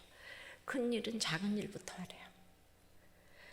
그래서 병원에서 이제 할 일을 저한테 지시를 하고, 그래서 구원이 이루어졌기 때문에 제가 그 명령을 행하러 우리 병원에 갔다 왔어요. 1시간 동안. 갔다 왔는데 그 1시간 동안 평생에 못하던 전도를 그 1시간 동안 그래도 했어요. 정말 평생에 못하던 전도를 그 1시간 동안에 제일 많이 한 거. 그리고 제가 돌아왔더니 너무너무 잘했다 그러는 거예요. 저보고 너무 잘했다고 얘기를 하면서 이제 뭘 걱정을 하냐 하면요, 제가 그때 30대잖아요. 예, 우리 남편하고 나이 차이가 좀 있었어요. 자기가 이제 가고 나서 내가 자기 장례식을 치를 게 걱정이 되는 거예요. 그래서 자기 장례식을 이제 치러야 되는데, 그때 명절이 가까웠는데 간호사들 전부 휴가 반납하고 사무장 휴가 반납하고, 그리고 이제 자기 없는데 정말 모든 거 완전주의가 돼서 자기가 다 하던 사람이 자기가 없는 장례식을 내가 치를 걸 생각하니까 기가 막힌 거예요. 근데 진짜 구원받지 않았으면 어떻게 내가 왜 이러고 죽냐고 그래야지 마땅한 거 아니에요? 하루 만에 그런 일이 일어나는데 그냥 지금 처음부터 끝까지 제 생각만 하잖아요. 중환자실에서도 저 쓰러진다고, 저 다리 아프다고, 그리고 장례식을 이제 내가 혼자 어떻게 치러야 되냐고. 진짜 육적으로 또 영적으로 사랑을 제가 정말 이렇게 한 몸에 받은 그 시간이었어요. 나도 아팠을 때, 그리고 맨 마지막에 저렇게 갈 수 있을까 그렇게 기도합니다. 정말 제가 그렇게 갔으면 좋겠어요. 네. 하루 만에 정말 하고 싶은 거 다 하고 유언하고 싶은 거 다 하고 구원받고 어떻게 그렇게 갈 수가 있는가. 정말 삶이 따랐나 보다 이런 생각을 하게 됩니다. 그리고 이렇게 7시에 그렇게 됐는데 10시에 뇌사 상태가 들어가가지고 이제 너무 놀란 일이죠. 근데 제가 그 전날 자기는 집에 온다고 저보고 병원에 오지 말라고. 집에 너무 오고 싶어 했기 때문에, 아파트 5층인데요. 엘리베이터도 없는데 제가 병원에서 왔어요, 집으로. 그리고는 집에 와가지고 12시에 자기가 말한 대로 천국에 갔어요. 그러니까 이제 하루 만에 아침에 빠이빠이 하고 나갔는데, 그날따라 내가 5층에서 내려와서 아래층에까지 뭐 물건 내려다 줄 게 있어서 빠이빠이 하고 그렇게 간 적인데, 5층에 이제 안방에 시신이 돼서 이제 남편이 누워 있는 거예요. 저는 장례식을 병원 가서 치르지 않았어요. 그 아파트 5층 우리 집에서 장례식을 치렀어요. 정말 그냥 그 불 밝혀놓고 뭐 과부 되는 거 정말 자랑할 일이 있는 것처럼 온통, 요새 누가 아파트에서 장례를 치르겠습니까? 완전히 그냥 천지의 자랑을 해대가면서 이제 장례식 우리 집에서 이제 치렀는데, 제가 여기까지 해서 남편이 살아났다고 했으면 얼마나 좋겠습니까? 그죠? 이런 것이 간증이잖아요. 근데 저는 하나님께서 너는 이래도 형통하겠느냐, 이 아내의 때 넌 이래도 형통하겠느냐, 어떻게 제가 여기에서 이렇게 형통했냐면, 제가 여기서 이건 조금 제가 봐야 될 것 같아요. 그날 제가 밤에 남편의 시신 옆에 있는 문가비에 그 큐티 책하고 성경책이 딱 나란히 놓여져 있는데, 제가 이제 남편이 구원받고 나서 갑자기 이제 내가 남편이 없는 이제 과부가 됐잖아요. 과부라는 생각도 안 들고 도대체 이런 불공평한 일이 어떻게 있는가, 진짜 하나님 왜 이러시는가 이 생각이 들죠. 이건 말이 안 된다. 구원은 구원이고 말이 안 된다. 언제 나 데려가라 그랬지 언제 남편 데려가라 그랬는가. 하나님이 좀 잘못 들으셨나 보다. 그런데 그날 밤에 제가 이제 남편 옆에서 이사만 가도 큐티를 안 하고 여행만 가도 큐티를 안 하는데 남편의 시신 앞에서 성경을 펴 들었다는 거예요. 오늘 이 사건을 뭐라고 말씀하시는가. 도대체 하나님이 뭐라고 말씀하시는가? 그 말씀이 에스겔 18장 23절에서 32절 말씀. 그때 제가 큐티를 해오던 그 날짜 본문이 에스겔 18장 1장부터 쭉 읽어오다가 그날 18장 23절부터 32절까지입니다. 에스겔 18장 제가 가진 성경은 개역 한글이거든요. 1176페이지예요. 나 주여가 말하노라 내가 어찌 악인의 죽는 것을 조금민들 기뻐하랴. 그가 돌이켜 그 길에서 떠나서 사는 것을 어찌 기뻐하지 아니하겠느냐. 만일 의인이 돌이켜 그 의에서 떠나서 범죄하고 악인의 행하는 모든 가증한 일대로 행하면 살겠느냐. 그 행한 의로운 일은 하나도 기억함이 되지 아니하리니 그가 그 범한 허물과 그 지은 죄로 인하여 죽으리라. 그런데 너희는 이르기를 주의 길이 공평치 않다 하는도다. 이스라엘 족속아 들을지어다. 내 길이 어찌 공평치 아니하냐. 너희 길이 공평치 않은 것이 아니냐. 만일 의인이 그 의를 떠나 죄악을 행하고 인하여 죽으면 그 행한 죄악으로 인하여 죽는 것이요 만일 악인이 그 행한 악을 떠나 법과 의를 행하면 그 영혼을 보전하리라. 그가 스스로 헤아리고 그 행한 모든 죄악에서 돌이켜 떠났으니 정령 살고 죽지 아니하리라. 그런데 이스라엘 족속은 이르기를 주의 길이 공평치 않다는도다. 이스라엘 족속아 나의 길이 어찌 공평치 아니하냐. 너희 길이 공평치 않은 것이 아니냐. 나 주여가 말하노라. 이스라엘 족속아 내가 너희 각 사람의 행한 대로 공문할지라. 너희는 돌이켜 회개하고 모든 죄에서 떠날지어다. 그리한즉 죄악이 너희를 패망케 아니하리라. 너희는 범한 모든 죄악을 버리고 마음과 영을 새롭게 할지어다. 이스라엘 족속아 너희가 어찌하여 죽고자 하느냐. 나 주여가 말하노라. 죽는 자의 죽는 것은 내가 기뻐하지 아니하노니 너희는 스스로 돌이키고 살지니라. 아멘.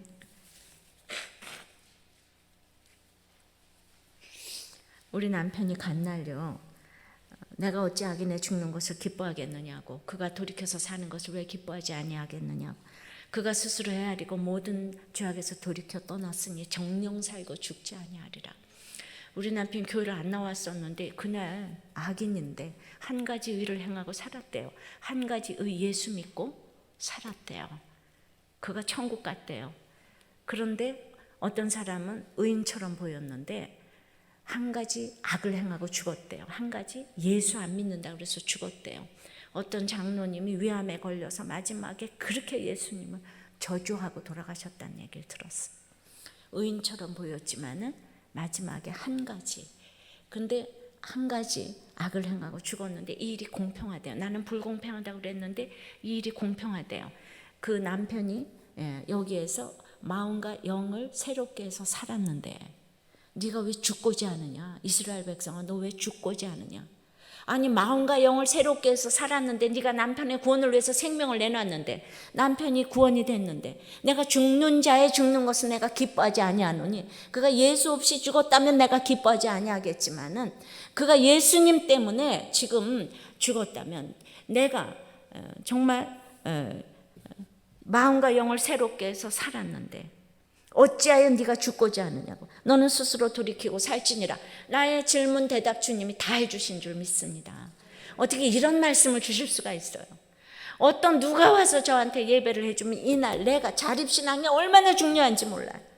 나는 그냥 집 밖에 문밖 출입도 못했지만 그날 말씀으로 누구는 10년이 있어도 안 돌아오는데 과부된 거 창피해서 10년이 내도 모든 사람한테 머리를 들고 다니지를 못하는데 5년이 돼도 누구는 또 1년 만에 돌아오지만 저도 기가 막혔지만 하나님의 말씀은 살았고 운동력이 있어서 어떤 날생검보다도 예리하여 혼과 관절과 골수와 영을 찔러 쪼개기까지 하고 만물이 벌거벗은 것 같이 그 앞에서 드러난다고. 히브리서 4장 12절 말씀처럼 하나님의 말씀이 저를 찔러서 쪼개고 살았고 운동력이 있어서 그날 말씀으로 제가 살아난 줄 믿습니다. 이것이 바로 형통의 가치관입니다. 나는 죽을 수밖에 없는데 말씀에 뿌리를 대고 있었더니 그날 말씀으로 제가 살아났어요. 하루 만에 살아났어요. 그래가지고 이제 이거 계속 읽어야 되는데 기가 막힌 얘기가 나오는 거예요. 이제 정말 그냥 그 19장에도 과부된 얘기가 나오고 이 권세 잡은 자의 홀, 예수님과 비교되는 가지는 없다고. 그러니까 저는 남편이 죽은 날 그 큐티노트에다가 남편이 구원되었다 할렐루야 느낌표 20개 그렇게 써놨어요. 남들은 죽겠다고 하는 19장에는 과부들의 울음소리가 통곡을 하는데 권세 잡은 자의 홀이 될 만한 경강한 가지가 없대요. 그러니까 예수님과 비교되는 가지는 없다는 거예요. 예수님과 비교되는 남편은 이 땅에 없다는 거예요. 그리고 20장 전체에는 그냥 내가 우리 남편이 너무 훌륭해서 구원받았다고 자랑할까 봐 우리 남편의 죄악상을 그냥 낱낱이 밝혀놨어요. 하나님. 마음으로 우상을 섬기고 그냥 눈으로 우상을 섬기고 안식일을 안 지켜서 더럽혔고 그 얘기가 계속 나오고 조상을 섬기고 자녀를 우상 삼고 우리 남편이 자녀가 우상이죠. 조상을 섬기잖아. 그냥 이 모든 죄악상이 나왔지만 그럼에도 불구하고 자기 마음에 품은 것을 이루지 못할지니라. 그 사람이 완전히 저쪽 백성이 될 뻔했는데 택한 백성이기 때문에 구원됐다는 거. 그리고 내 이름 때문에 너희를 아껴보아 멸하지 않았대요.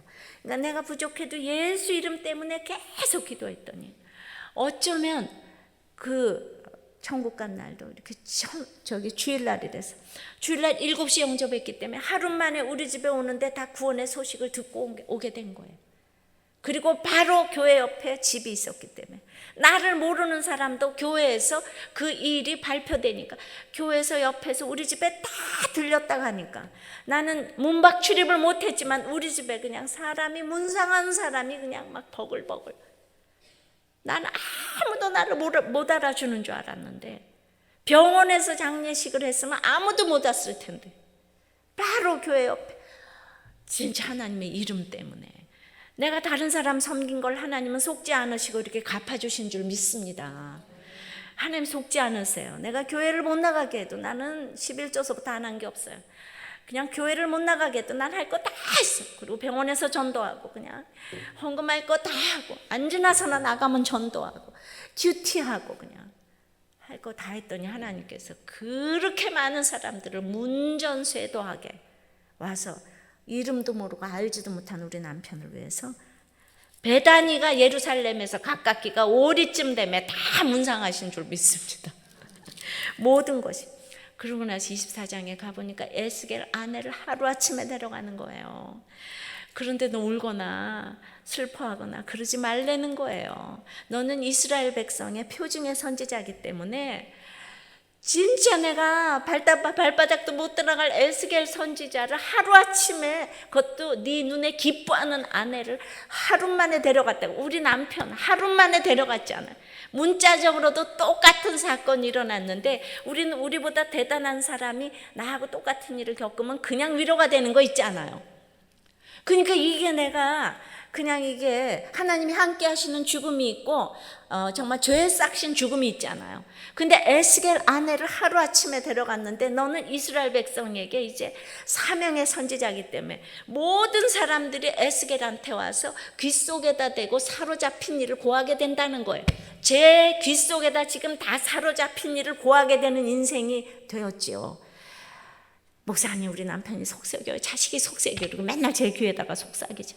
넌 사명을 받았다는 얘기가 24장에 이렇게 나오면서 제가 있잖아요. 집에서 그렇게 벙어리처럼 보세요. 에스겔 1장부터 그까지 어떻게 나오냐면 에스겔은 표징의 선지자가 되어서 너는 집 밖으로 나가지도 말고 벙어리가 되고 그러니까 저 집 밖으로 못 나갔죠. 벙어리가 됐죠. 이렇게 쭉 24장까지 나오는 얘기예요. 그런데 막 꼼짝하지 말고 북이스라엘의 멸망을 390일 동안 얘기하고 무리가 줄로 동요매리니 저 동요매여 있잖아요. 아무데도 못 나가죠. 음식물도 데워서 먹고 그래가지고 그냥 떡도 인분불에 구워 먹으라고. 그러니까 그냥 4장에 보면 에스겔이 꽥 하면서 오라 나는 거룩한 자인데 내가 어떻게 인분불에다가 떡을 구워 먹냐 그랬더니 그러냐? 그러면 새똥에 구워 먹어라. 그러고 주님이 감해 주시더라고요. 처음부터 새똥은 하나도 감사하지가 않은데 인분불에서 한마디로 똥에서 새똥으로 감해주니까 굉장히 감사한 거 있죠. 그러니까 저는 그냥 이 시댁에서도 날마다 그러다가 아침 저녁 문안 가서 예배 드리는 거는 같이 사는 거하고는 비교도 안 되게 감사하더라고요. 사람은 이렇게 정말 당하는 게 바닥까지 떨어져 보는 게 축복인 것 같아요. 24장까지 한 사람의 구원을 위해서 남편의 구원을 위해서 제가 13년을 문박 출입을 못하고 남편이 구원이 됐잖아요. 아내의 때를 하나님께서 순종하게 하셨어요. 그랬더니 25장부터 에돔, 시돈, 블레셋, 애굽 이런 모든 나라를 향하여서 외치라는 거예요. 제가 지금 전 세계를 향하여서 외치게 됐잖아요. 에스겔 이 성전처럼. 그리고 또 그러니까 불신자들을 향하여서 그렇게 외치라고. 우리들 교회 얼마나 매주일 세례받는 사람들이 있는지 몰라. 정말 세례받는 사람들이 불신자 많이 와요. 또 묵은 밭을 가려고 그냥 유대인들을 향하여서 외치라고. 여러분들은 묵은 밭이죠? 묵은 밭이죠? 예. 그리고 가서 이제 그것도 외치라고. 목자들을 향하여서 외치라고 그러는데 집사 시절에 저는 무슨 칼sem이나 무슨 이런 오카노 목사님 그 제자훈련 세미나 목회자들한테 가서 제가 이런 에스겔 간증을 그냥 하고 성경대로 이루어지는 거. 제가 그리고 우리들 교회를 개척한 창립 예배를 보는 날이 에스겔 43장 말씀을 그때 또 이제 주셨는데 떠났던 하나님의 영광이 여호와의 동편에서부터 흘러내려와 가지고 이제 에스겔 성전을 짓기 시작하는데 아라바 바다까지 이제 물이 내려와 가지고 그냥 강 좌우의 실가들이 다 살아나 가지고 그 모든 것들이 약재료가 되어서 모든 사람들이 자기 죄를 보리라 이랬는데 43장 하는 날 동편에서부터 영광이 하나님의 영광이 흘러온다 그랬는데 우리들 교회가 쓰는 희문고등학교 문이 동문이에요. 얼마나 감사한지. 그러면 그날 비가 와가지고 그냥 아침에 비가 왔는데 그날 그냥 오후에 창립 예배 보는데 그냥 영광이 반짝이고 물소리 같이 반짝이고 그런데 물이 있고 그냥 햇빛에 비쳐서 그냥 반짝반짝이고 그리고 모든 사람이 자기 죄를 부끄러워하리라. 우리들 교회가 자기 죄를 부끄러워하는 그 교회가 되어서 43장 하는 날 교회가 개척이 되었는 창립이 되었는데 48장에 에스겔이 끝나요. 예. 그래서 제가 6장 남았다고 그랬어요. 제 인생이. 근데 너무 진도가 빠르더라고요. 막 위에서부터 내려와서 이렇게 남편이 죽었지만은 성경 말씀에 뿌리를 대고 있으니까 제가 형통한 줄을 믿습니다. 이제 그래서 이제 남편의 아내의 때가 지났잖아요. 그러면 이제 시어머니 시아버지 돌아가시고 남편이 갔으니까 저는 문박 출입 못했으니까 지금 이제 완전히 두 팔 벌리고 돌아댕겨야지 지금 맞지 않아요? 저를 나가지 그렇게 못하게 했는데 그러면 제가 나가야지. 코스타 강사했으니까 전 세계가 나를 부르잖아요. 그래도 저는 애들이 대학교 들어갈 때까지 또 먼저 어머니의 때를 살기로 결정했어요. 예, 그래서 뭐 세상 없는 데가 불러줘도 제가 안 댕겼어요. 안 댕겼어요. 특별히 잠자고 오는 거는 안 갔어요. 코스타 이런 거 특별한 경우 외에는 국내에서 집회도 절대로 이제 자고 오는 거 이런 거 안 하고 그래서 이제 어머니의 때를 살았어요. 어머니의 때를 살았으면 하나님이 기특해가지고 애들을 대학교를 빨리빨리 붙여줘야 되는데 재수 삼수 해가지고 둘이니까 망정이지 내가 그렇게 헌신을 하는데도 너무나 5년은 더 하나님이 늘리셔가지고 내가 50이 돼서 이제 신학을 하게 됐어요. 그러니까 그냥 누구나 그래. 네 집에다 찰떡 붙여놨냐? 왜 그렇게 집에 가냐고. 언제나 집에 갑니다. 그래서 그때 이제 어머니의 때를 살았고 특별히 제가 때를 산 거는 제가 과부의 때에 순종을 했어요. 전 30대에 과부가 됐어요. 안 지나서나 나는 과부다. 이걸 잊어버린 적이 없어요. 그래서 저는 우리 남편이 큰 차를 사놓고 갔는데 그 큰 차를 타지 않았어요. 과부기 때문에. 그래서 제가 이러는 거예요. 장례식을 하면서 이 차를 좀 이제 내가 바꾸고 싶다고 어떤 권사님이 왔길래 이 차를 좀 팔아달라고 이랬더니 이분이 이러는 거예요. 이거 죽은 사람 차니까 반값인 거 알지? 이러는 거예요 나한테. 그럼 우리 그런 얘기 듣고 또 못 살아요. 그죠? 우리는 막 나보고 과부란 소리만 해도 네가 나 과부 되는데 보태준 거 있냐 이러면서 다 나가는 거예요. 근데 난 큐티를 했기 때문에 내 주제를 알잖아. 내 과부인 거야. 앞으로 살아야 될 인생이 이런 게 기다리고 있겠구나.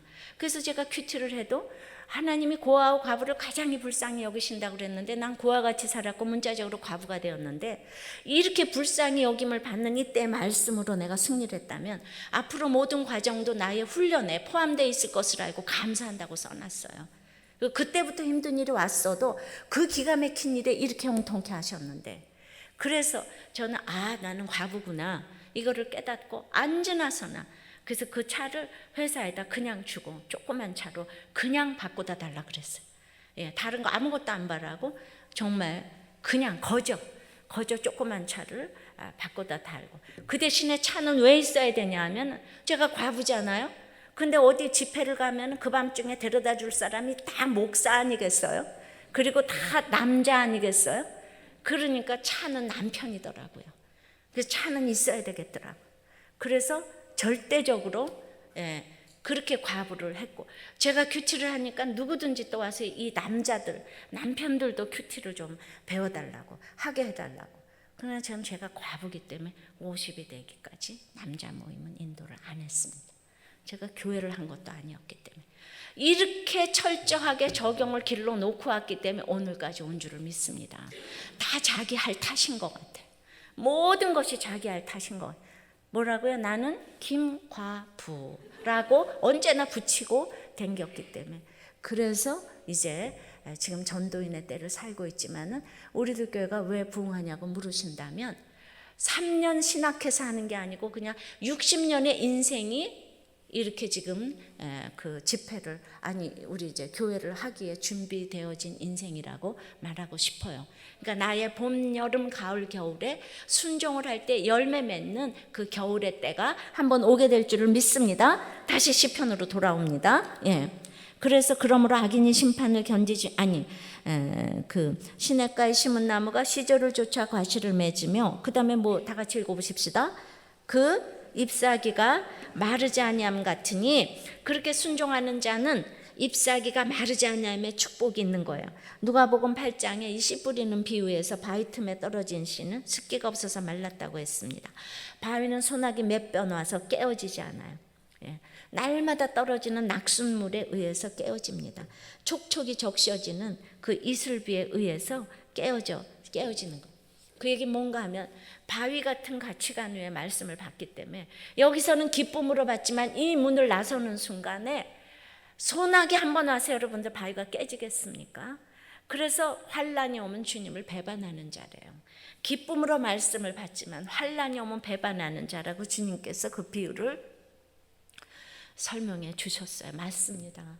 이 부흥이 한번 해가지고 절대로 안 깨집니다. 소나기 와서 안 깨집니다. 날마다 촉촉이 적셔주는 한 방울의 물방울이 고수동굴이 되고 그러지 않아요.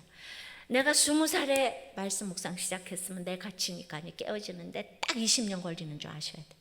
예수 믿어서 하루아침에 성숙해지질 않아요. 그래서 어린아이들한테 큐티를 가르쳐야 되고 묵상을 가르쳐야 되는 거예요. 어른들은 은혜 받고 눈물을 흘리지만 하나도 안 변해요, 가치관이. 근데 아이들은 눈물 안 흘려도 걔네들은 가치관이 빨리 변해요. 아이들하고 날마다 말씀 묵상하시고 나누시고 할 때에 이제 정말 잎사귀가 마르지 아니하며 축복, 어떤 고난 풍파가 닥쳐와도 행사가 형통한 줄을 믿습니다. 저보고 그래서 지금 이제 어떤 부인이, 제가 이제 너무나 고난이 심할 때 저를 보고 우리 동네에 제가 이제 이사를 갔는데 대단히 실례인데 저보고 무슨 화장품을 쓰느냐고 물었어요. 오래전이지만. 그래서 제가 저는요 화장을 안 했는데요 이럴래다가 저는요 영생 화장품을 써요 그랬더니만 그분이, 제가 화장품 회사는 다 통달했는데 그 좌표는 처음 듣는다는 거예요. 그게 어느 회사 제품이냐요. 그래서 제가 영생 화장품은 천국 주식회사 제품이에요. 제가 이제 그렇게 얘기를 하고 얼른이 우리 집에 잠깐 여기 들어가자고, 여기 앞에 들어가자고. 이제 그때를 대비해서 내가 거기가 이제 그 사람이 이제 좀 저기 한 엄마니까 나로 말하면 서울대학을 나오고 서울여고 강사를 하고 있다. 이러니까 눈이 띵그레지죠. 그런데 나는 남편이 죽은 과부에다가 우리 아들은 속을 새기고 이러면서 이제 랄랄랄랄랄라 그런 얘기를 처음 보는 사람한테 이렇게 하니까 그분이 너무 놀라가지고 계속 놀라가지고 근데 예수를 믿으라고 그러면서 그냥 복음 제시를 했더니 그 엄마가 그냥 무슨 놀랄 힘에 의해서 따라서 영접 기도를 했어요. 그래가지고 몇 년 전에 그냥 거기 그냥 그냥 S교회 가서 딱 집회를 했는데 맨 앞에 웬 기분이 앉아 있나 했더니 그 엄마가 딱 앉아 있더라. 그러니까 저는 이제는 고난 바가지인데 나보고 무슨 화장품을 쓰느냐고 물어보는 인생을 이렇게 살았고, 제가 우리 언니 얘기도 했지만 이쁘고 믿고의 문제가 아니고 나만 보면 무슨 좋은 일이냐. 오늘도 제가 어제 오늘 와서 계속 사실 항상 약골이에요. 맨날 감기 달고 살고, 우리 엄마가 나를 안 돌봐가지고 태어났는데 안 돌봐가지고 나만 약해요. 예, 그래가지고 그런데도 불구하고 항상 얼굴을 보면 하나도 안 아파 보이잖아요. 저를 보면은 안 그래요? 예, 그러니까 내 얼굴로 책임을 지고 정말 40일 넘으면 얼굴에 책임을 지라고 그랬는데 뭔가 이 영생의 그냥 기운이 감도니까 그러지 않겠습니까? 제가 보톡스를 맞습니까? 무슨 마사지를 하러 갑니까? 아니 이제 어디 저의 모든 스케줄이 우리들 교회 홈페이지에 다 떠 있는데 어디 가서 죄를 어떻게 짓겠습니까? 어디 도망갈 길도 없는데. 여러분들한테 정말, 여러분은 너무 건강한데도 정말 장로님, 권사님 어디 아파요? 이렇게 물어보는 인생이 되면 되겠습니까? 너무 건강한데도, 아픈데도 맨날 무슨 화장품을 쓰냐고 이렇게 물어보는 인생을 살아야 되지 않겠습니까? 예. 아니 뭐 나한테 그렇게 물어봤다는 얘기도 진짜고, 이 모든 것이 형통한, 정말 저는 이 고난 얘기를 하려면 끝이 없습니다. 더 끝이 없어요. 그래서 고난당하는 사람의 친구예요. 제가 교회를 개척하면서 환난당하고 빚지고 원통한 사람만 오라 그랬어요. 예, 원통한 사람만 오라 그랬습니다. 왜냐하면은 아니 뭐 저한테 뭐 좋은 교회 다니는데 올 일이 뭐가 있겠습니까? 그래서 빚진 사람만 오라 그랬더니 그냥 개척한 지 그 다음 해 우리 10몇 명 모여서 우리 집에서 개척 자금도 개척위원도 없이 이렇게 시작을 했는데, 그 다음에 희문고등학교 빌려서 가서 첫 해 추수감사절을 지냈는데, 이거는 우리들 교회 교인들을 위해서 쓰자, 파산 신청을 해라, 교인 회생, 이거를 교회에서 변호사비를 다 대주겠다, 1인당 200만 원이래요. 그러면은요 교인이 몇 명 되지도 않았는데 몇 명 신청했는 줄 알아요? 40명 신청했어요. 개인 회생요, 파산 신청요. 그 창피해서 보통 경우는 그래도 다 숨기고 안 하잖아요.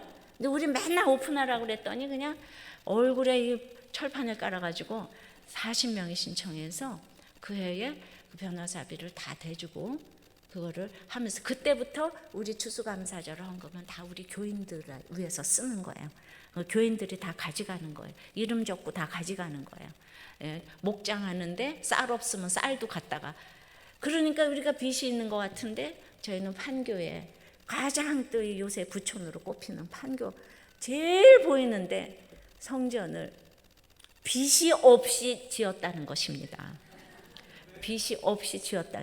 그래서 입당 예배를 드리지 아니하고 그 희귀한 헌당 예배를 드렸어요.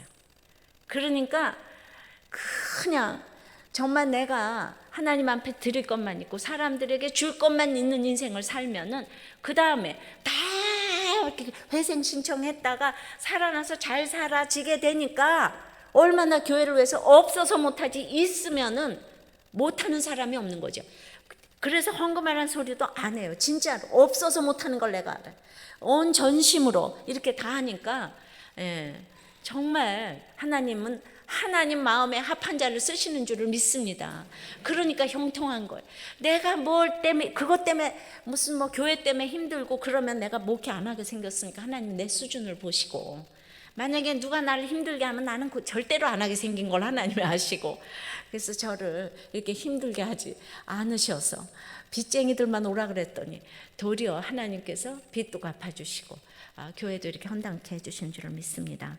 이제 정말 그 여러분들이 짧은 지금 이제 말씀이지만 우리 남편이 갔을 때, 아이들이 또 대학교 입학시험에 떨어졌을 때 말씀으로 모든 고난에서 더욱더 형통케 되어서 정말 영생화장품 바르고 시절을 쫓아 과실을 맺은 같이 형통케 되어서 오늘 기가 막힌 필그림교회에서 저를 부르신 줄을 믿습니다. 제가 왔지만요. 예.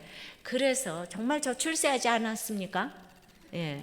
여기는 웬만한 사람은 또 부르지 않는다 뭐 이런 얘기를 들었는데 제가 웬만한 사람이죠, 그죠 목사님? 웬만한 사람이에요. 그래서 정말 날이 갈수록 하나님께서 정말 저는 간 곳이었고 세상과 나는 간 곳이었고 우리가 주님만 이렇게 나타내고자 할 때 이런 역사가 일어나는 줄을 믿습니다.